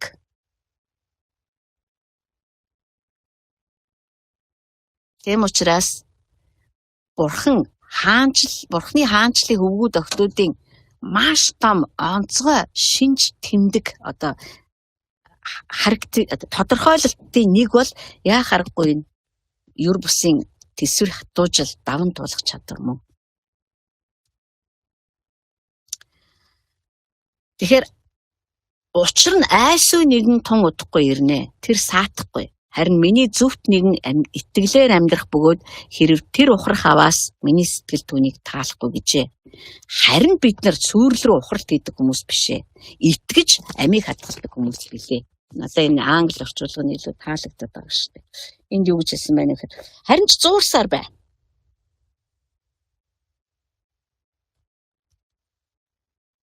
Зуурсаар бай. Бурхны төлөвлөгөөтэй хамт бай. Тэгээд чи сайн төгсгөлийг үзэх бөгөөд амлалтыг гардан авах болно. Энэ нь одоо удахгүй. Бурхан замдаа гарсан. Хизээ мүдгүй ирэх болно. Чи харах болно. Надтай хамт байж өөрөөр хэлбэл Бурхантай зөв харилцаатай байхдаа онцгой анхаарч үнэн ч итгэлтэй байсан хിവэрэ байвал чи үзэх болно. Энэ чинь нэг тийм сунгагдсан итгэсэн хിവэрэ байх. үнэнч хിവэрэ байх, хамт хിവэрэ байх, Бурхантай харилцах харилцаанд анхаарсан хിവэрэ байх. Бүгд шалгуур байгаа даа шүү дээ. Гэхдээ энэ бүхэн чинь шалгагдахгүй юм бол одоо ийм товчлол, ийм амар зам гэж юусэн байхгүй шүү дээ. Есүс Христ Матай номын 6 дугаар бүлэг дээр 6 биш ээ. Матай номын 7 дугаар бүлэг дээр хэлсэн байлээ. Бурхан руу очиход товч зам гэж байдгүй маа. Одоо нөгөө хинч нарийн хаалгыг амархан олоод очтгүй гэж хэлж яхад тэрний цаад утхан тийм байгаа байхгүй юу? Тийм амарчлаад товчлаад очих зам гэж байдгүй маа. Харин тэнд заавал үйл явц явдаг.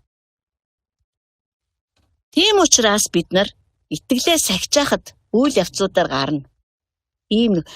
Бид нар Библи тэр чигээрээ л итгэлээ сахин хамгаалахын тулд амьдралын янз бүрийн нөхцөл байдлаар ороод шалгарч тунаж үлдсэн итгэлтэй хүмүүсийг хардаг. Яов, Рут, Наоми, Эстер, Нехемия, Эзра, Йосеф, Давид, Самуэль, Ханна. Энэ хүмүүс бүгд тэр зүрхэнд байгаа харцсан юм аа. Тээсээр ертөнц юу ч гэж хашгичжсэн тэр дундуур нүдэн балаж ихэнд үлий зүтгэсээр яваад амсныг авсан хүмүүс. Зарим нь бид нар 11-р бүлгээр харна л да. Зарим нь амсныг аваагүй. Авахгүй байхаар шийдсэн байгаа. Зарим нь Даниэлийн 3 найз. Бид нар ингээл өгчих юм уу? Үгүй баха. Би өгөж болохгүй баха. Бурхны ажил байгаа баха гээгүй. Хаан чи хаймаар байвал хай биднийг гал руу. Бурхан биднийг аварна. За аврахгүй байсан чи яах вэ? Бид нар чин амьдрсан ч Христ, өгөн ч Христ гэх бүр тэрүүгээр амьдрсан залуу хүмүүс байгаа даа байхгүй залуучууд ч үү. Тэгээд Бурхан өөрөө хэлж байна. Би замдаа гарсан. Хизээ мэдэхгүй ирэх болно. Чи харах болно. Би Христийн дахин ирэхийг харна гэж итгэдэж шүү дээ. Надтай хамт байхдаа л анхаар. Энэ харилцаанд л үнэн ч байхдаа л анхаар. Тэгвэл чи заавал үзэх болно. Харин чи тэсвэр алдаад эргээ зогтох юм бол би л таалахгүй шүү. Тэгээд хамгийн сүүлд нь хэлж байна. Гэхдээ бид нар бууж өгдөг бүтэлгүй, азгүй нэгнүүд биш юм аа. Би одоо англи хэлж байгаа шүү. Ястаа үгүй шүү. Бид итгэлээ сахисаар байдгаараа бүхий л арга замуудаараа бат итгэсээр бид нар заавал амьд үлдэх болно. 11-р бүлэг яг энэ итгэлээр амьдэрсэн хүмүүсийн тухай ярьж эхэлж байгаа. Тэгээ бид нар 11-р бүлэг дээр итгэлийн шалгуурын тухай ярина л да. Итгэл заавал шалгагдана. Миний итгэл шалгагдаж яваа. Хиддэг шатан дээрээ явж байгааг би мэдэхгүй. Гэхдээ ялгуулсан Христ надтай хамт байдаг учраас тэр намайг итгэлийн шалгуур бүр дээр би бүр өөрөө дотроо муу авцсан байсан ч тэр намайг үргэлж шат ахиулдаг. Тэр миний итгэлийг бүр ингэж тунгаагаад ингэж бүр холцгүй болгож гаргаж ирдэг.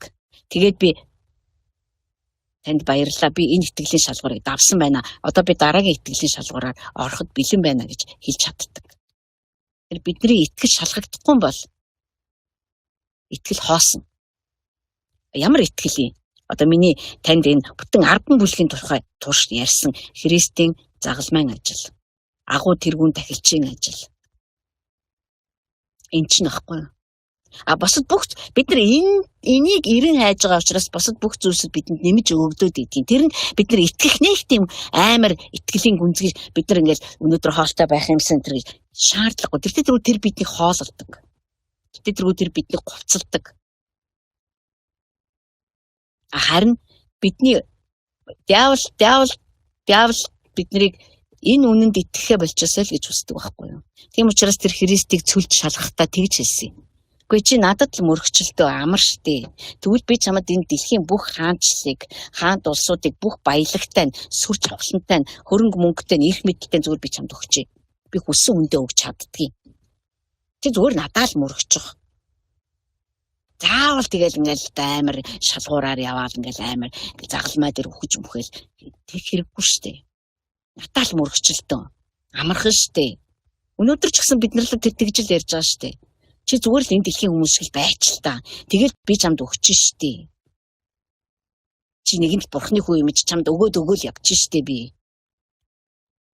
Бидний итгэлийн шалгуураар орохоос тэр биднийг хоошин татахыг хүсдэг. Яг л бидний итгэл шалгуураар ороод эхлэх юм бол бид нэр улам хүчрэхэг итгэлтэйгээр босч ирнэ гэдгийг дайсан мэдээд байгаа байхгүй. Тийм учраас тэр биднээсийг ямар ч шалгалт өгөхгүйгээр шууд элсэд орчих. Би чам шууд диплом худалдаад аваад өгье гэдэг. Харин бурхан юу гэдэг вэ гэхээр надтай хамт бай. Над дээр анхаарсан хിവэрэ бай. Намайг харсан хിവэрэ бай. Яа тэгвэл би бодохгүй ирэх болно. Аль 2000 жилийн өмнө одоо энэ 1-р зууны итгэгч нар та ирж явна гэд харж ирсэн ба шүү дээ. Гэтэл өнөөдөр бид нар яхаараа Христ ирэх хаач байсан гэж хэлэх ёстой гэж. Тэр бидний бодож байгаагаас ч илүү хурдан ирэх юм билүү. Хайртайгаа бид нар танд талархаж байна. Бүх алдар танд байх болтугай. Бүх магтаал нь танд байх болтугай. Бид нар өнөө орой хамтдаа таны өмнө суугаад таны хүүгийн хийсэн загалмайн ажил талархаж байна. Ядлагдсан хурганы бүх төлсөн төлөөс нь талархаж байна. Түүний ариун цусан талархаж байна. Түүний өөрийгөө өргөж биеэрээ хөшгийг ярсан шин бөгөөд амьд замын төлөө талархаж байна. Эцгийн өмнө зоригтойгоор гүйж очих боломжийн төлөө талархаж байна. Ариусгал, зөвхт байдал, зохистой, таархуйц, тэнцвүүц байр суурийг өгсөнд талархаж байна. Тэгээ агуу шагнал бүхий итгэлийг маань та үнэхээр батжуулж, барьж, байгуулдаг учраас би талархаж байна. Өнөөдөр би танд талархаж байна. Миний бурхан хамгийн сул дорой байхдаа ч хүн төрлөختний хамгийн агуу нэг нь ч хийж чадахгүй тэр ажлыг хийсэн юм а. Тэр бүр дээр дооргүй өксөж уруудаж явсан бөгөөд тэр өөрийгөө цорын заврагч тослогдсон нэгэн Назарын Есүс Христ гэж батлан харуулсан юм. Ийм учраас танд талархаж байна. Бид нар танд үндэстнүүдийн төлөө талархаж байна. Бид нар танд сүм чуулганы төлөө талархаж байна. Бид нар танд сүнслэг ахан дүүсийн төлөө талархаж байна. Шин удам, шин угсааг бий болгож өгсөний төлөө талархаж байна. Та бидний амьдрал дээр шин удмыг эхлүүлсэн учраас танд талархаж байна. Тэгээ тандаа үнэхээр баярлалаа аваа. Бид нар үнэхээр тандаа хайртай.